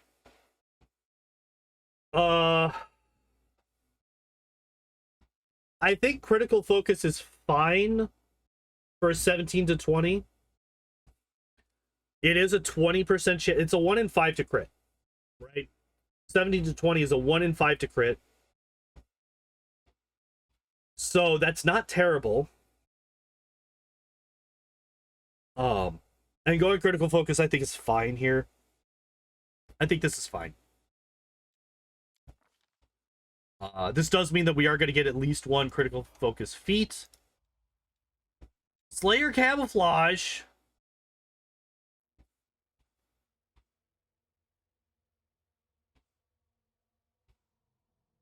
Oh, let's double down on that terrain feat that we took. Oh man, it's so good.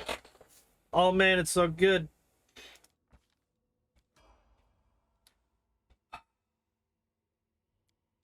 I'm just gonna sickening critical. Goddamn. Actually, no. Wait. So I'm sorry.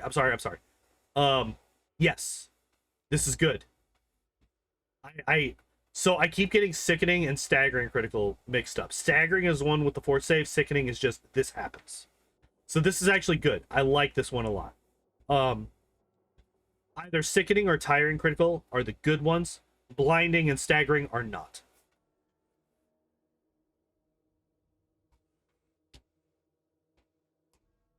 Critical focus just seems like a waste to me, as you want to have enough plus hit to not miss to be going. So the thing is if you have a very high crit range weapon, your actual bonus to hit doesn't matter as much. Because like if you think about it, if you have a 15 to 20 crit range, that's a 30% chance to auto hit with any attack, regardless of the AC of the enemy. And then if you have critical focus, that's a plus 20% chance to hit, to confirm that critical hit. So even if you miss, even if you don't confirm it, it's not that big of a deal because you still guarantee a hit. But yeah, the wider the crit range, the less important your actual bonus to hit is. So I would actually prefer critical focus over something like weapon focus if you have like an 18 to 20 crit weapon with improved critical.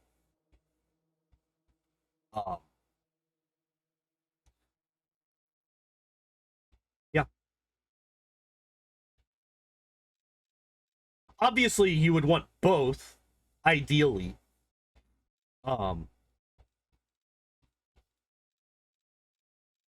Because like, especially like especially on harder difficulties, you're not going to be able to, like, you'll be able to stack enough to hit most things, but you're not going to be able to guarantee hits on everything. It's just, I just don't think that it's physically possible to stack up that many bonuses. No, all crit threats are auto hits, not just a nat 20. So if you have improved critical on a falchion and you roll a 15, that is an auto hit. And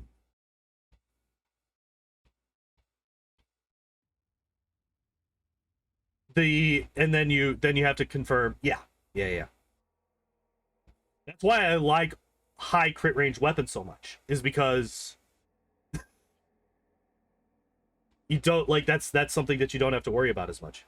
You just don't have to worry about that. But yeah, if we're looking at this, sickening critical is hitting from 2 to 20 still seems like a better play. Yeah, but you can't guarantee that all the time.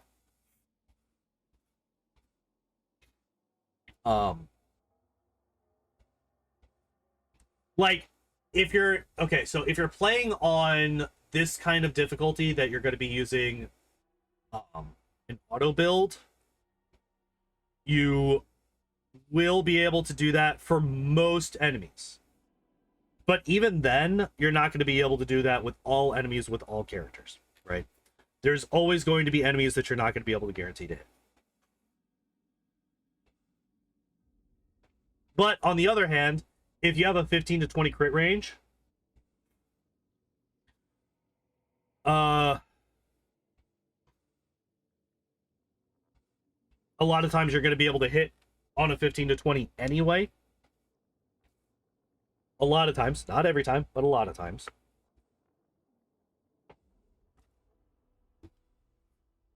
But here's another thing. So even though, so these builds are suboptimal, right? Like even the last build, the last Slayer build, had some questionable choices, right?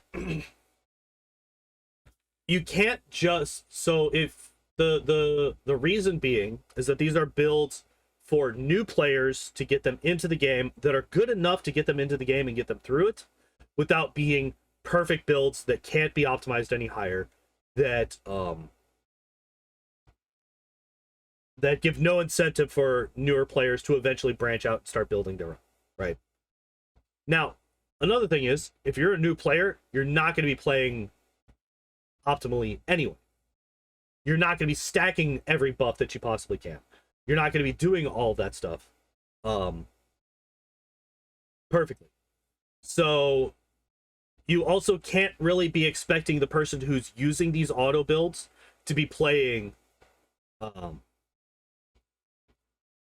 like they're not going to be playing in the top tier either, because they just don't know the systems as well. They don't know the game as well,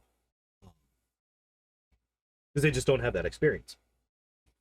So you can't expect people that are using these builds to stack those bonuses to hit, to know what spells to take and all that shit. Like, my first playthrough of Kingmaker was an absolute shit show.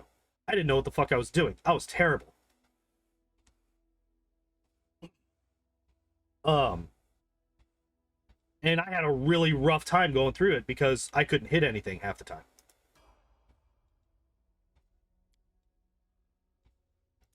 Oh my god, they took Dispelling Attack.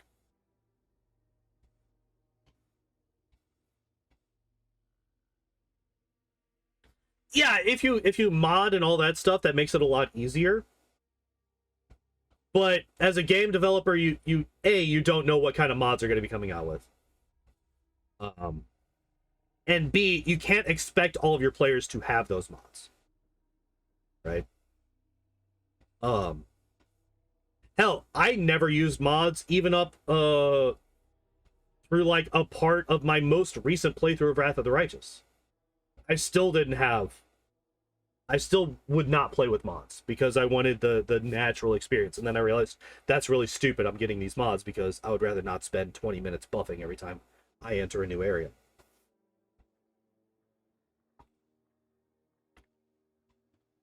By the way, we got Dispelling Attack. Really, really good. I like this one a lot.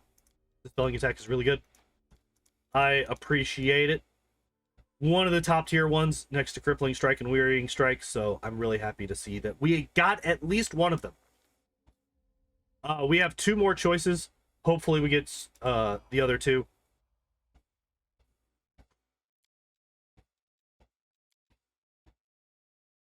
There's...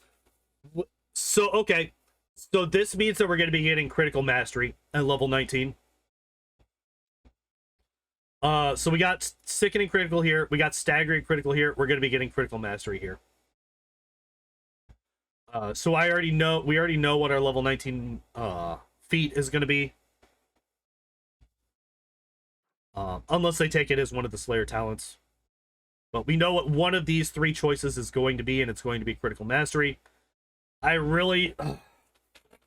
the Fort Save one, I really wish they would have taken Tiring Critical instead of Staggering. But it's fucking whatever, I guess. Actually, let's take a look. What else could we don't have Power Attack still.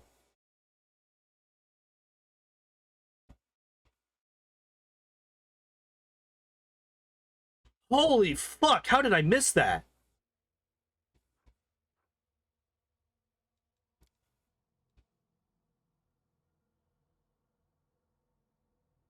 We are a strength-based character that...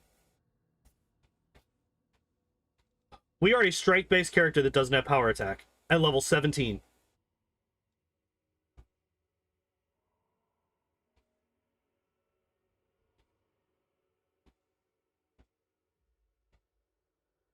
Wow. Okay.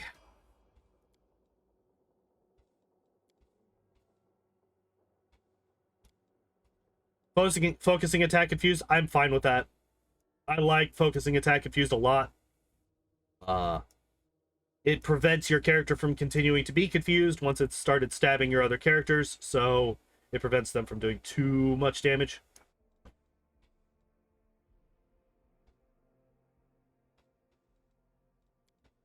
Yeah, there's not really much else for me to say there.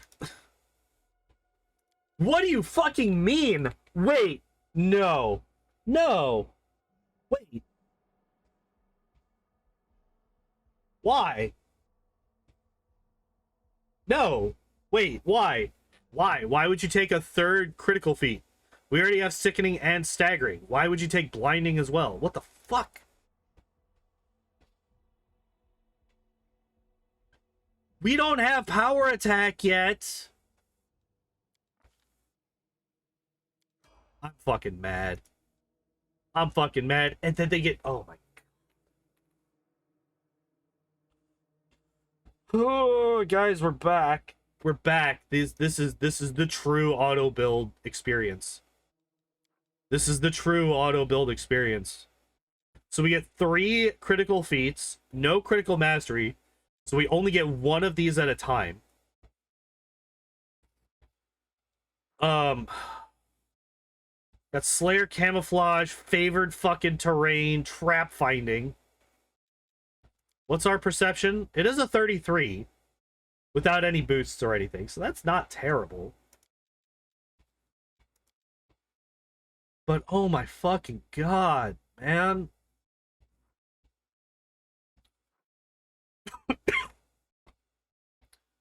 Oh yeah, we got Opportunist. We got Greater 2-Weapon Fighting before we actually have enough BAB to make use of Greater 2-Weapon Fighting. Slayer Camouflage. Focusing Attack Shaken. God forbid you have that, what is it, a -1 to your attack roll? God fucking forbid you have a -1 to your attack roll.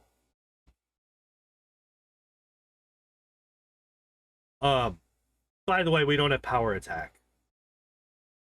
By the way, this is a strength-based build that doesn't have power attack. Also, remember how the last build had a 26 strength by the end? Remember how that happened? And remember how we have a 22 now? Interesting. Granted, the last one cheated a bit, but... oh, boy.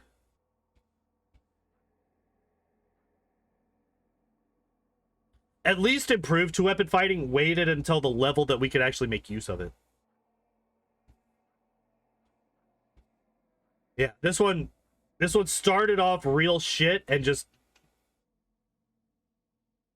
didn't get that much better. Like, I legitimately think that it peaked at level 7 when we finally got double slice. And it was just downhill, downhill, downhill. Got a bit of a bump here at Dispelling Attack. I mean, improved critical and critical focus. Whatever. Oh yeah, I got to Alt F4 because it's not going to let me out unless I do the entire Mythic rank thing, which I'm not doing. Closing the game and reopening it. And we're going to check out that Kineticist now.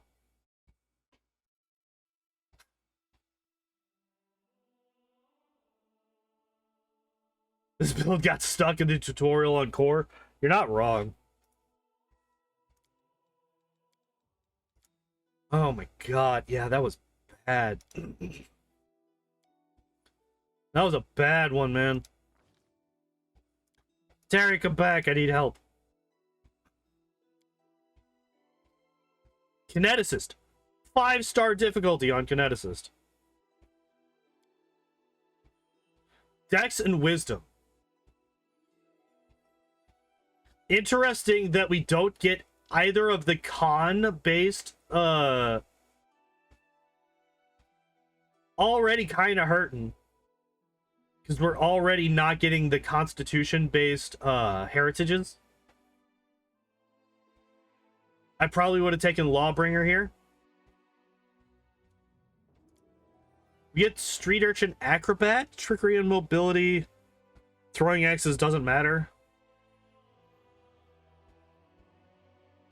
Just AoE trip to victory. I'm curious if they're going to do something like that.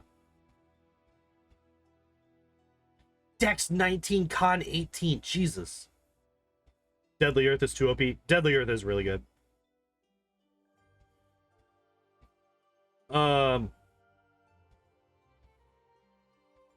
Why this? Why not Pickpocket?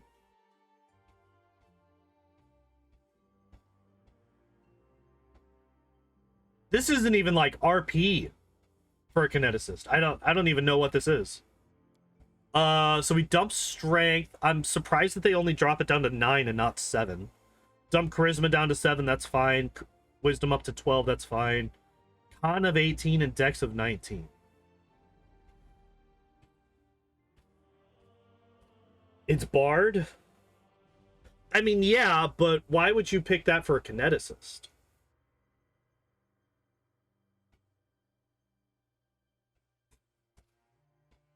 And not the one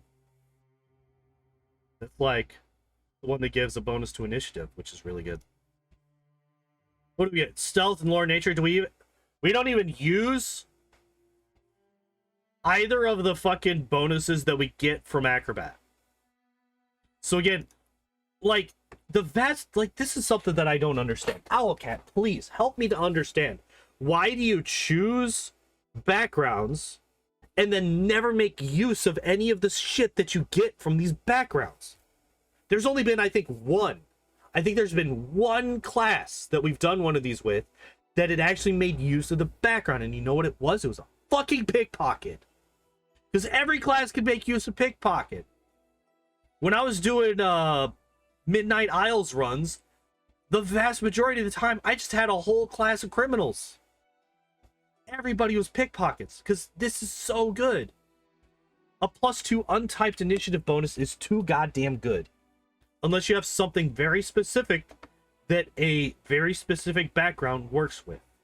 Like a, what is it? Like an Acolyte.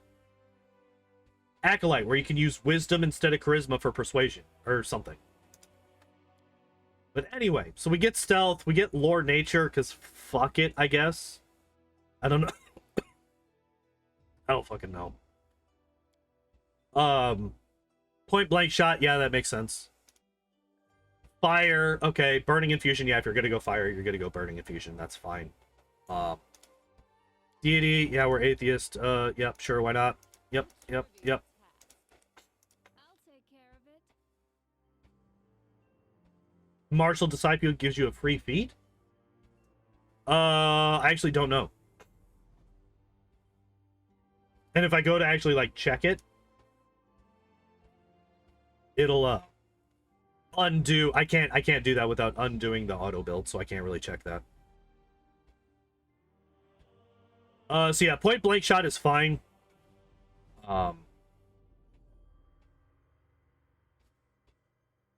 Yeah, I'm fine with most of this. It's just the background, man. The background fucking gets me. Because it just doesn't make sense. Alright, let's check it. What do we get? Heat adaptation. When using fire blast or let's see. Amount of fire resistance equal to twice your current amount of burn.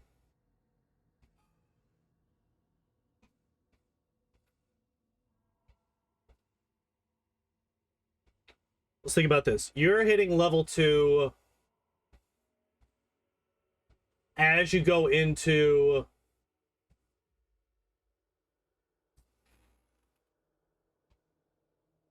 getting level 2 as you go into the village. If you have only active companions receive experience, you get it as early as talking to the old man in the village. So you can get this then. What does heat adaptation, like, even if you don't get this then, how often are you fighting fire people? I mean, I guess there are some fire people the first time you go through the Great Garrison, so that does make a little bit of sense there. I guess it's fine. However,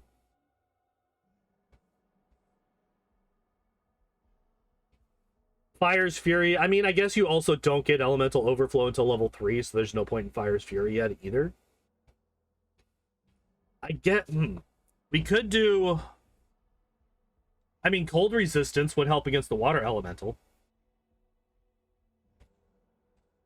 But you could also just get a Hair Familiar and get you some extra Perception, which you're not making use of, but you get a bonus to Initiative. Get Skill Focus. I guess Heat Adaptation isn't the worst thing here. I think I would have taken the Hair Familiar first, though.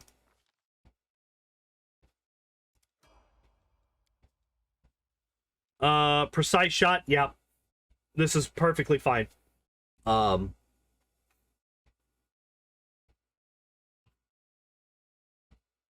If we're going to be sticking with fire, I would like to see spell penetration here soon. Also, obviously, weapon focus, kinetic blast. Fan of flames. So that's just, yeah. It's a cone. That's fine. Can you get, like,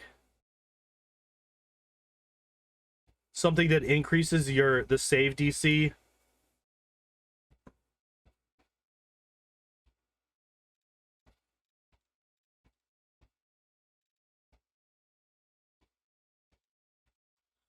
Can you? Okay, so wait.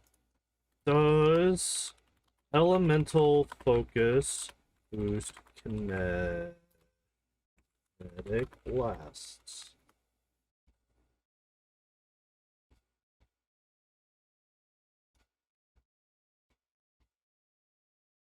So it's not counted as a spell.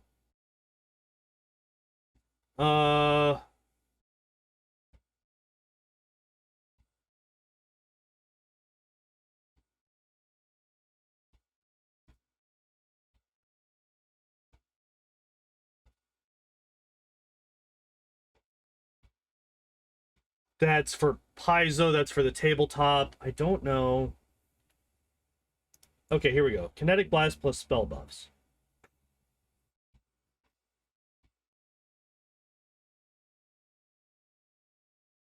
Things that apply to spells do not apply to spell-like abilities. Uh...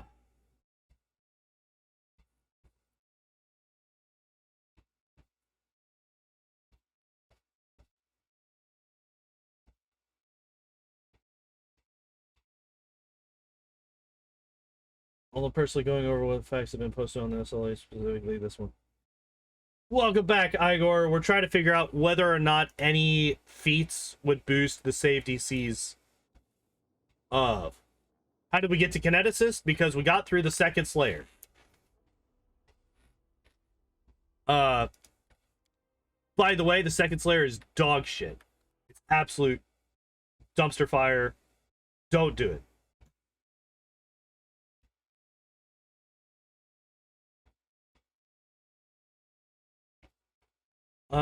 Isn't based on an actual caster level, but a pseudo caster level. It depends on class level, much like how an Optimus.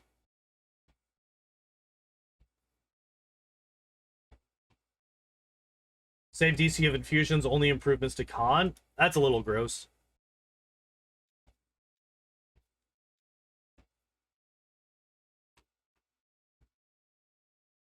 Yeah, I was hoping that there would be something that would help with that, because like this one right here, it's a save DC.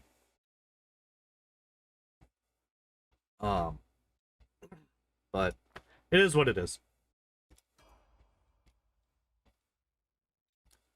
So we are boosting our dex, which does make me think that we're not going to be going for any of the super OP, because if I remember correctly,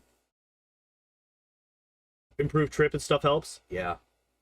If I remember correctly, if you can get the cloud, like the biggest, like, this is OP as fuck thing is where's that? Where's that? Oh, I guess I don't have access to it because wait, I have Enduring Earth though. God, why can't I think of it? Deadly Earth. Deadly Earth with a cloud infusion is like hyper overpowered.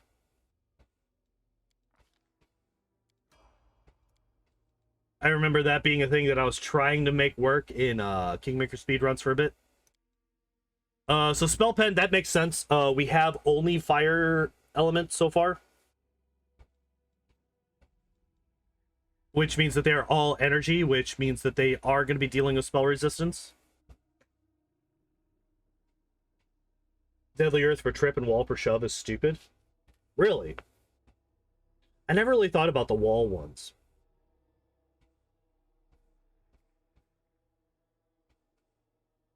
He tries to get closer, gets shoved back into the mud and falls. Yeah, fair enough. I'm perfectly fine with great spell pen here.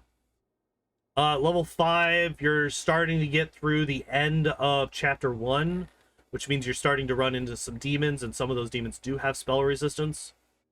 Not all of them, but some of them. The only other one that I might see here and then get spell pen here is maybe weapon focus blast. Yeah, like spell pen is absolutely necessary. I'm just sitting here thinking, do we want it at level 5 or level 7? It's just an ordering thing. Please tell me the first mythic feat is Ascendant Element Fire. There is no mythic build for these classes, so it yes, it would be, because I would be choosing it. We get extended range, which is fine, I guess.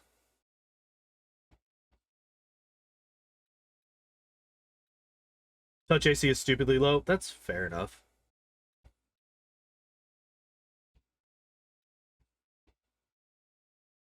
I think extended range is fine.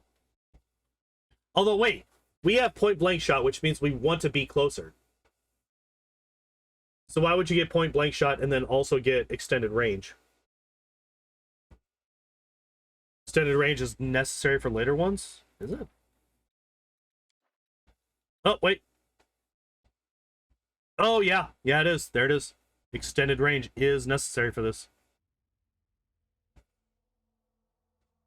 Fair enough.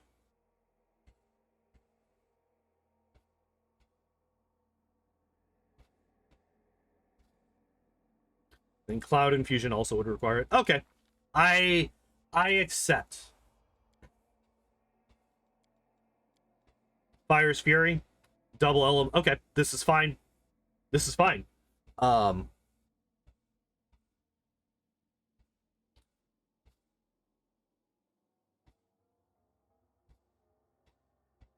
wasting your move action, getting closer.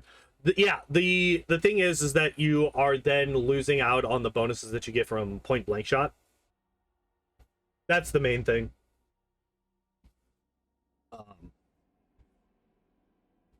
With electric damage. Ugh. I don't know if I've ever seen somebody take electric first. I know I have. I've very rarely even taken air.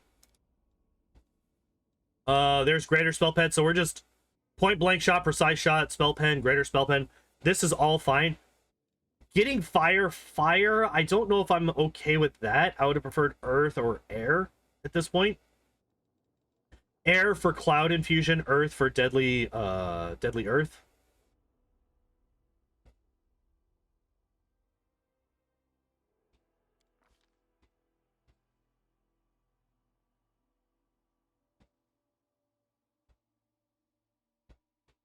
It is also, it's not just a +1 to hit, it's a +1 to damage too. Thank you very much. But yeah, I get what you're saying.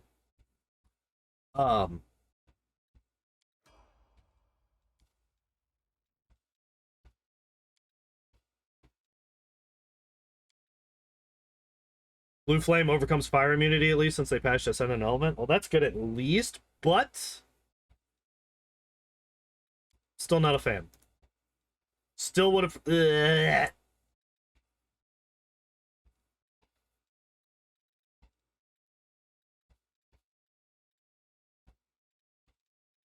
See, this is why they should have taken Earth.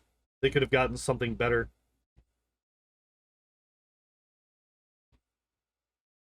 Then Iron Will. Well, okay, let's take a look. Actually, our will save is pretty shit.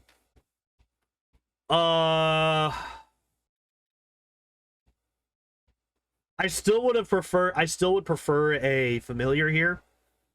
But if I'm being completely fair, our will save is pretty shit. That's a +5 after the Iron Will. That's a +5 after the Iron Will. And like the thing is that we would really want to get our will save up if possible, because at this point at level 8, we're going to be doing a ton of damage with our kinetic blasts, right? So getting that, if we were to get confused and start going after our own people, we're going to fuck our own people up. So while I normally go pretty heavy into hating Iron Will, I'm kind of okay with it here, especially because of what else we have access to. The only better option would be a familiar, and we all know that they're not going to go for a familiar. They're not going to go for a familiar. And like, what do you get? Like Foxfire, they're not going to do that. Kinetic Restoration, I could see them going this. Level 8, that's right around Dresden, yeah. Get Dazzling Display, then Dreadful Carnage instead.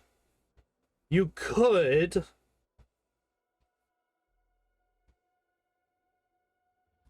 You could go an Intimidator build, but we do also have a 7 Charisma. And our Strength is also not high enough. We would need a completely different stat build here to go for that. For this particular stat spread, I would not at all recommend that. So the only things that I would say, what's the background? fucking acrobat, which we are using literally nothing of. I went on a whole ass fucking diet, like I went on a rant whenever I saw that shit.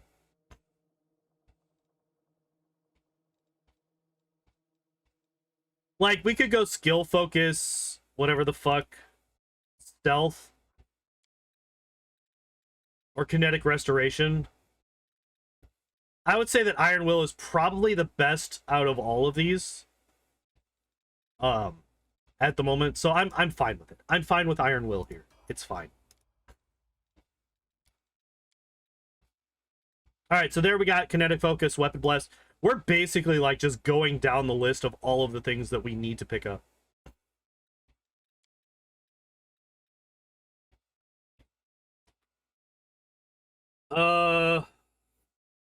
Kinetic blast fused with eruption deals its normal damage to each target, while a physical blast deals half its normal damage. Saving throws DC. Is dex based. Of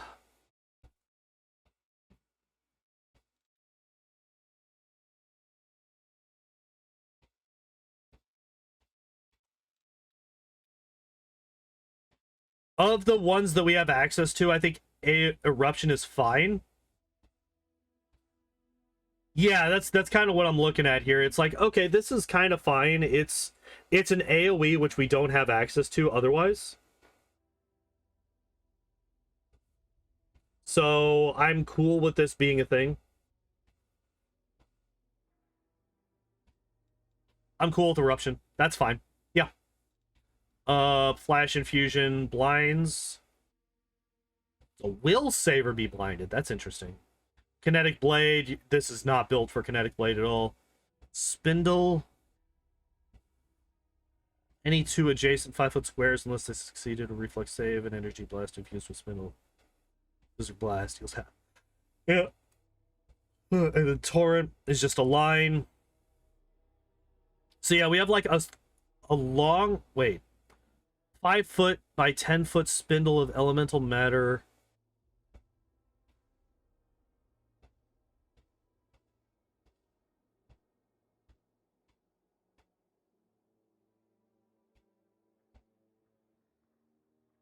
This is, so basically you're looking at a 2-square box as cleave blast. Yeah, that's kind of what I'm trying to picture it in my head, because it's like a 5 by 10 box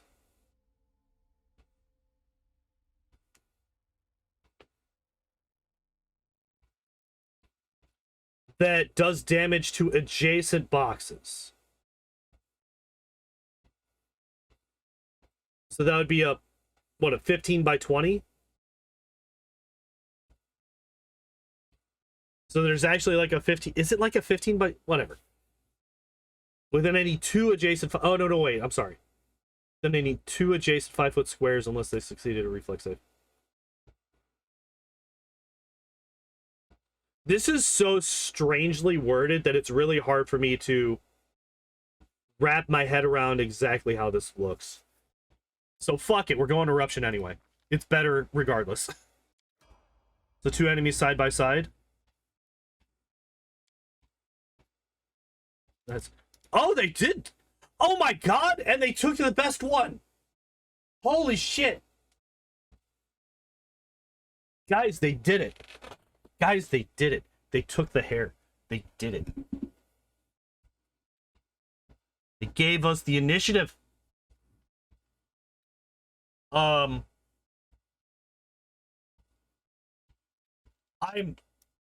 so incredibly surprised that they did that.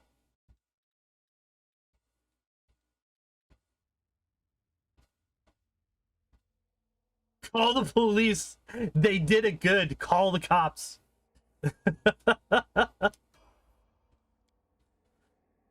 Oh, there it is. Toughness. You know what we need on a character that's already going to have a shit ton of health because they're focusing on con? We need to have toughness so that they can get an extra 20 health. What's our health at right now? 124 at level 11. That is a 20% increase. Well, no, wait. No, I'm sorry. It's less than a 10% increase in health. Less than a 10%. Get this fucking out of here. Although, okay. All right, wait. Before I get too upset, what else could they have taken? Legitimately, I would have preferred improved Iron Will over toughness.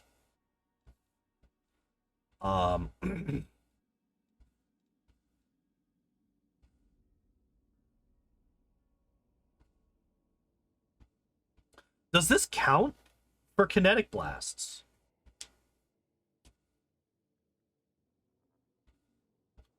Does Deadly Aim count for this? Improved initiative we could have taken, yeah. Does Deadly Aim count for kinetic blasts?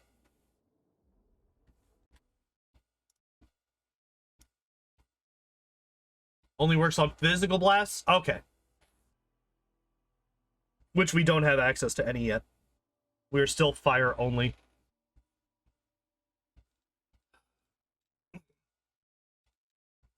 Could take improved critical. Yeah, that's a thing. Improved critical kinetic blast we could take. And then we get torrent instead of unraveling.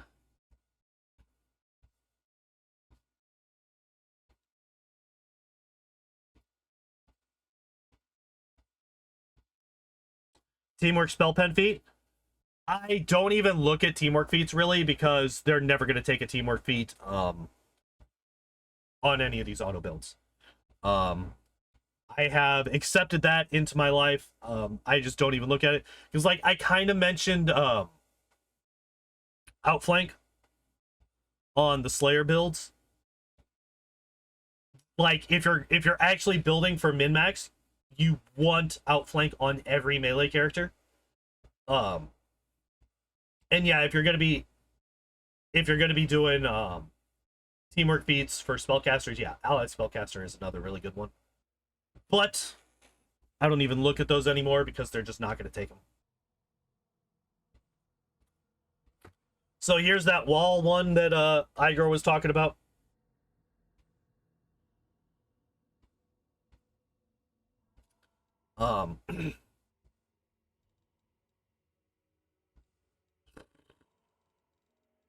Torrent, Unraveling, or Wall. I think these three are like probably the best ones. Torrent is fine.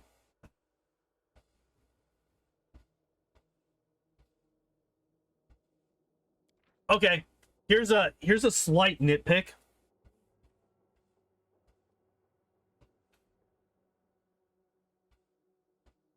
So disgusted by Iron Will is a teamwork safety. Yeah, but like I said, they're not going to ever take the teamwork feats. So we cannot.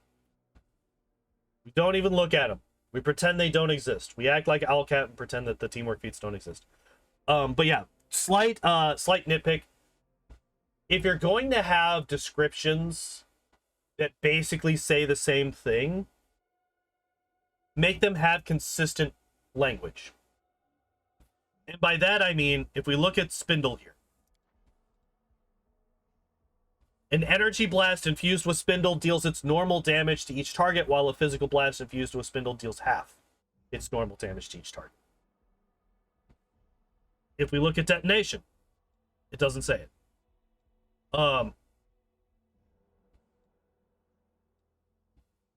if we look at eruption, an energy blast infused with eruption damage deals its normal damage. Like, the same language is used, right? However, if we look at torrent here, dealing half your normal amount of blast damage or full damage for energy blasts. Same thing. It's saying the same thing, but it's saying it in a different way. Honestly, I actually prefer this one because it's more concise.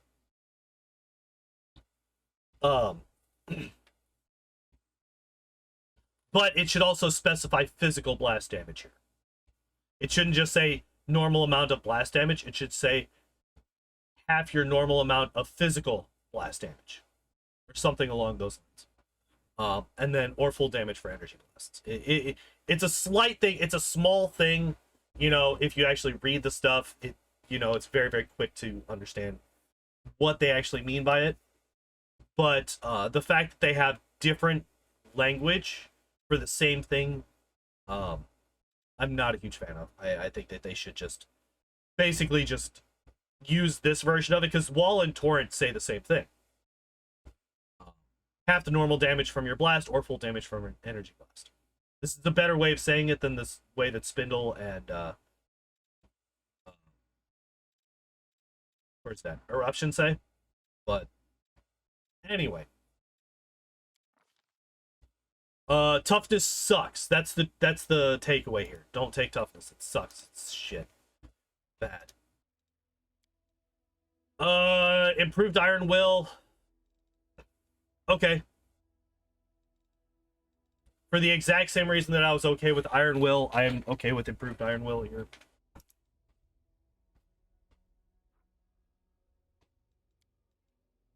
They've already taken the familiar. That's like the best thing that they can take here. Flame Shield doesn't really help us here because we're a ranged character, so if we're taking damage, we've done something wrong. You really don't want to use up your burn for Flame Shield.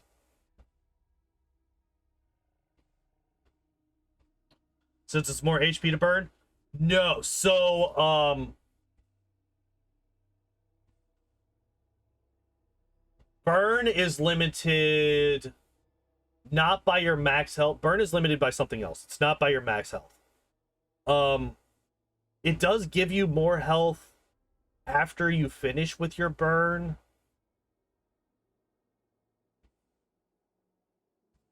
But I don't know, maybe there is an argument for toughness on Kineticists over others, because we do basically self-damage a lot.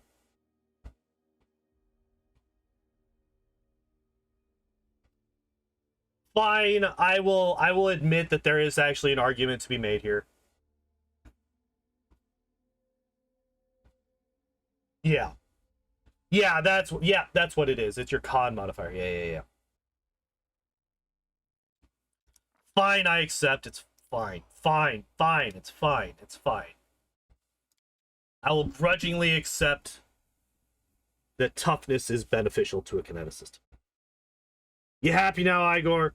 You happy that you made me say that? 'Cause I'm not. I am happy with improved critical, though. Because if you stack this with the helmet, the kinetic diadem, this, I believe, either gets you down to a 17 or a 15 to 20 crit range. Yay! I can't remember exactly. Here, let's actually, you know what? Kinetic diadem.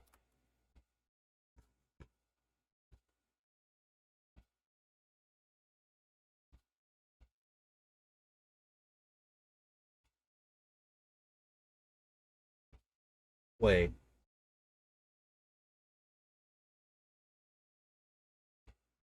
This is different.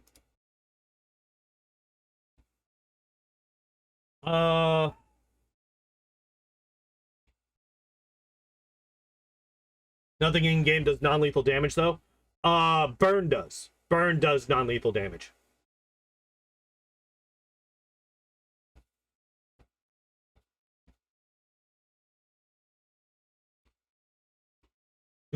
Oh, it's the ring. The ring of just yeah. So the ring of destruction gets you to a 19 to 20, and then you can get improved critical to extend that further to 17 to 20.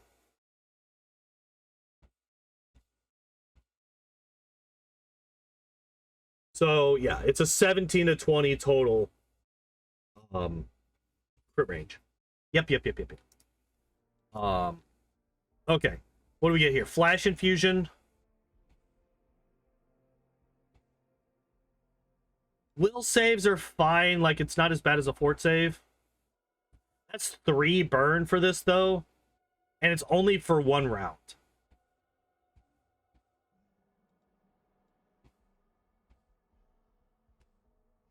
So toughness would help because since we are taking so much non-lethal damage, You basically just have to consider that to be our max health is dropped by that much. So toughness puts us back up a bit of that health. So like if we look at this, our con modifier is a +4. We have 146 health. So if we are taking one burn, how does burn actually work again? Give me 1 second. I just need to.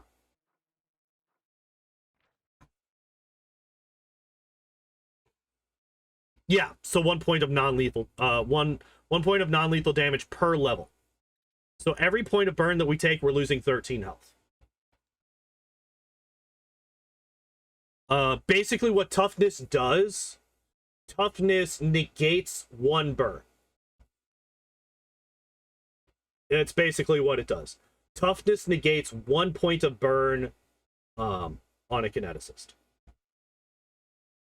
So it helps us out just a little bit.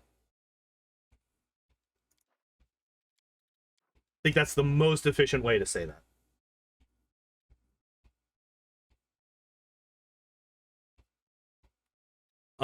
Flash Infusion, I'm not a huge fan of. Improved Critical, I do like. So, yeah. Oh, there's the Flame Shield. There it is. We got it. Didn't get Kinetic Restoration, because why would we want that? Stupid. Yeah. I literally was going into and talking about why Flame Shield is bad earlier. If you are a ranged character, if you are getting hit by melee characters enough where Fire Shield or Flame Shield actually makes a difference, something's fucked up.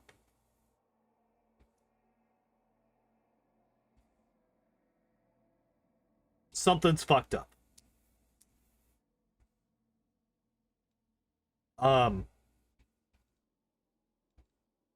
Gross.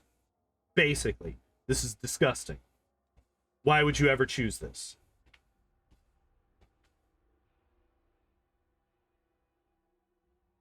Most disincentivizes enemies to hit you in melee. Well, like, the AI is not going to give a fuck. They're going to run up and smack you around if they decide to target you. But the thing is, like, you basically have to have this prepared already before the fight begins. Because as far as I'm aware, this is still an action to boost this, to turn this on and to boost this up.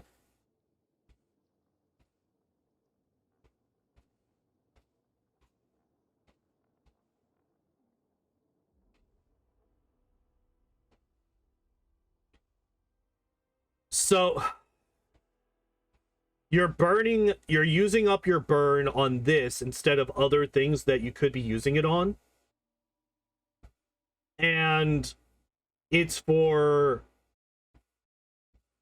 planning for an event that you really don't want to happen anyway.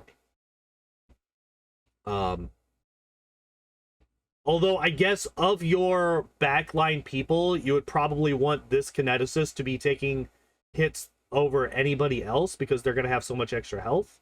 But then again, if you have your burn done, God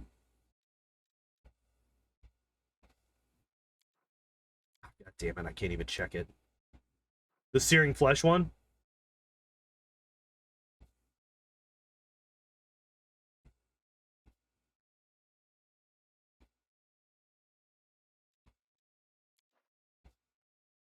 But like even then, if we're looking at that, even then, you're reflecting damage whenever you take melee damage specifically, which is just things have gone very wrong if your ranged characters are taking melee damage.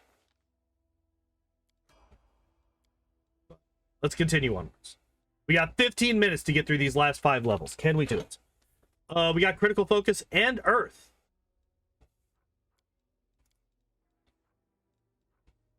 Hey.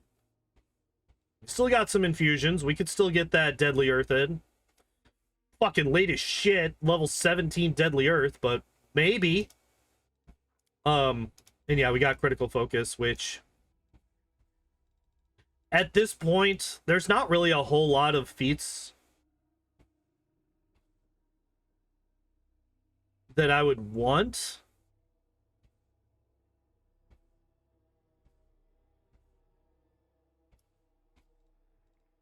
So critical focus is fine, I guess.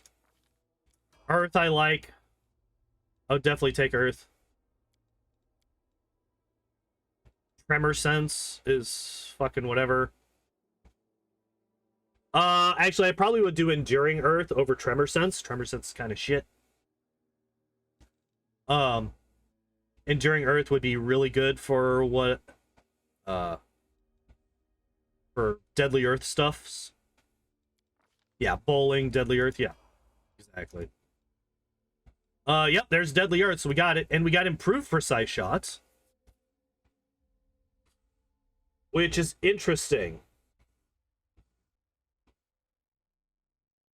Takes longer for deadly earth to disappear. Yeah, but in Wrath of the Righteous, you could just dispel that shit at will. So, fuck it.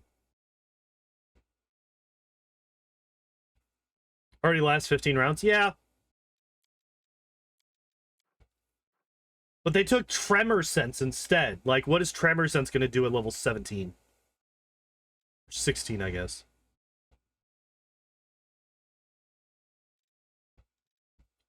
So yeah, I am very happy that we got Deadly Earth here. Earth bonus feats for trip improved. Fair enough. They're not going to, though. They're going to give you DR. Instead, they're going to give you DR. Fucking gross. And do we get it? Nope, we get Unraveling. We do get Sickening Critical, though, so that's good at least.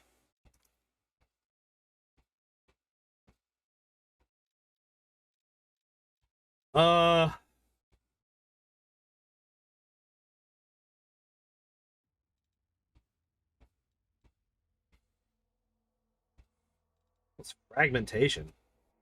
Volatile sphere of solid matter that shatters into countless shards. Attempt a ranged attack roll against a target within 50 feet. If you hit, the target takes your kinetic blast damage with no saving throw. All of the creatures within 20-foot burst take half the normal amount of damage. Attempt a reflex save to reduce the damage by half.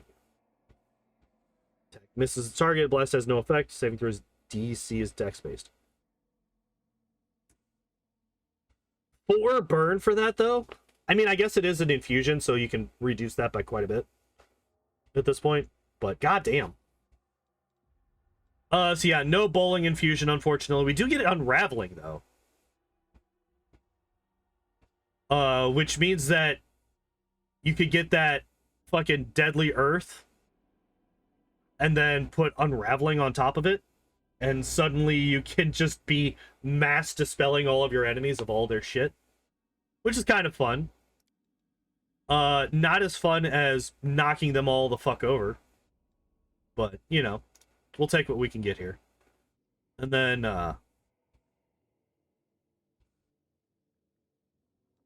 Metakinesis maximized is reduced by 1, which is nice. Only works with fire and blue fire? Really? Oh, shit, you're right. Absolute trash. Never mind. Fucking garbage.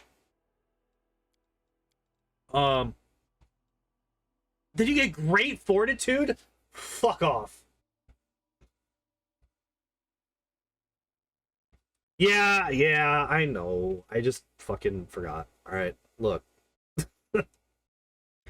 Hey guys, you wanna boost up the height? Oh, I guess. Really, reflex. I mean, I guess we have been boosting up our decks. Yeah, you want to grab Fortitude? You want to grab a Fort save instead of, you know, Kinetic Restoration or I mean, fuck it. We've taken a bunch of other defensive ones, so how about Jagged Flesh, where you can return even more damage to people? Or, you know, we could also take Enduring Earth again. Or we could actually take Enduring Earth, but whatever.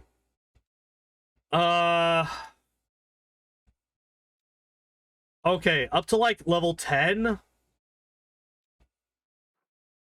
I'm okay with, except for this fire right here. I would definitely not have taken fire here. Would have taken earth. That way we could get this deadly earth and bowling infusion working.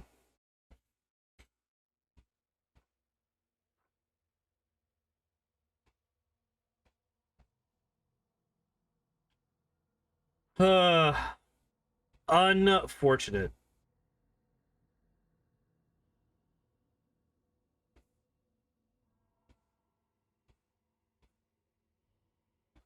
Truly unfortunate.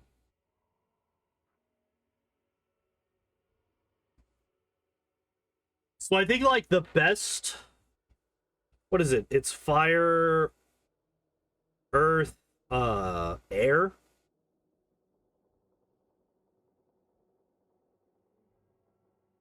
I think fire, earth, air is, like, the best 3 combo because you can get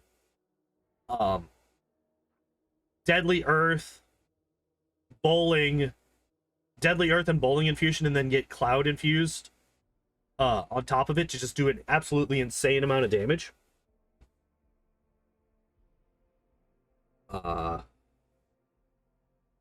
yeah, that's Kineticist. The build is definitely serviceable. Like, obviously, you get all of, like, the important feats. You got them all by level 7, arguably level 9.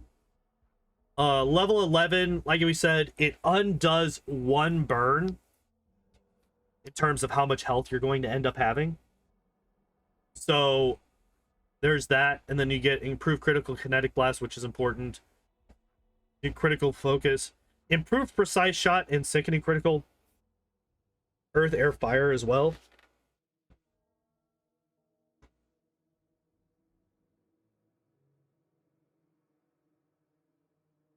Yeah, the thing about going earth first is if you go earth first, then you don't have you are attacking full AC and not touch AC. So it is a little bit more difficult to ensure damage. Maybe air, earth, fire.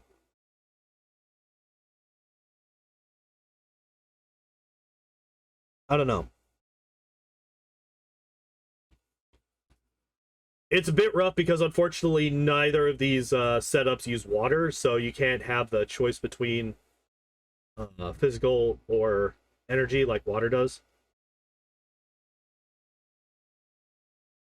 Which is a nice little specialization thing with water, is that you do have access to both types, whereas all of the others are limited to only one. But I think water has the worst infusions out of all of them, I think. Oh, really? Is it? Okay, never mind then. Fuck water. Water's the worst. Sadly, most demons are immune to electricity. Yeah.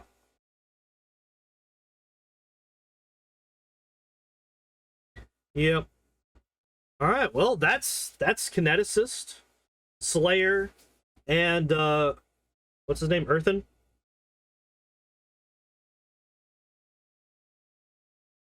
So no dice for electricity. Oh, cloud only works if you pick the bludgeoning one. Okay.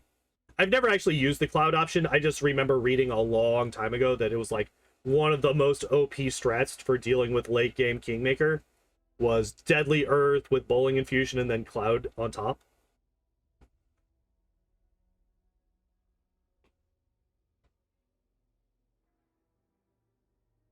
Magnetic plus 4 for your melees to hit is nothing. Nah, that's not bad. But I'm gonna go. Oh, a couple of things just in case people are not aware. I did make a couple of changes to the Discord server. If you have not been onto the Discord server recently, to regain, I added in a thing for people to have to react to the rules of the Discord server so that they can gain access to the entirety. If you have not done so yet, You will need to do that to regain access to all of the server. You just got to go in and click the little button to react to the thing, just like a lot of servers do. It's just the basic thing. While you're in there, if you haven't already, you could choose roles to get notified whenever I go live or whenever I upload things to my VOD channel or to this channel. Yeah, I am going to be heading off to work here in a moment. Yep. Also, if you have not joined the Discord yet, let me get a invite and post it into the chat. If you have not joined the Discord server, you can click right there and join up. I post random things on there, you know, just talking about random stuff that I've seen or that I'm dealing with or whatever.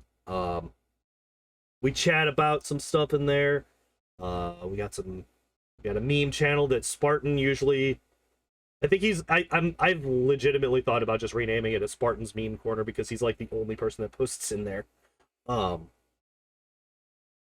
yeah, there's not a whole lot of activity going on in there, but you know, every once in a while it'll pick up and we'll talk about some stuff. And like I said, it has all my stuff, all my go lives and all my notifications on there. But yeah, I'm gonna have to work. Tomorrow we will be doing more God of War. I legitimately don't remember where we were when I left last week. So I can't say what the fuck we're going to be doing because I have no idea. I do not remember where we left off. Thursday I'm off. Friday we'll be doing the Wigglytuff solo run in Pokemon Red. And then Saturday we'll be continuing on Baldur's Gate 3. So yeah, that's the plan for the rest of the week. Thank you everybody for hanging out and watching. Appreciate y'all as always. And as always, hope you all enjoyed the stream. Hope you all have a good evening. Hope to see you next time. Bye-bye.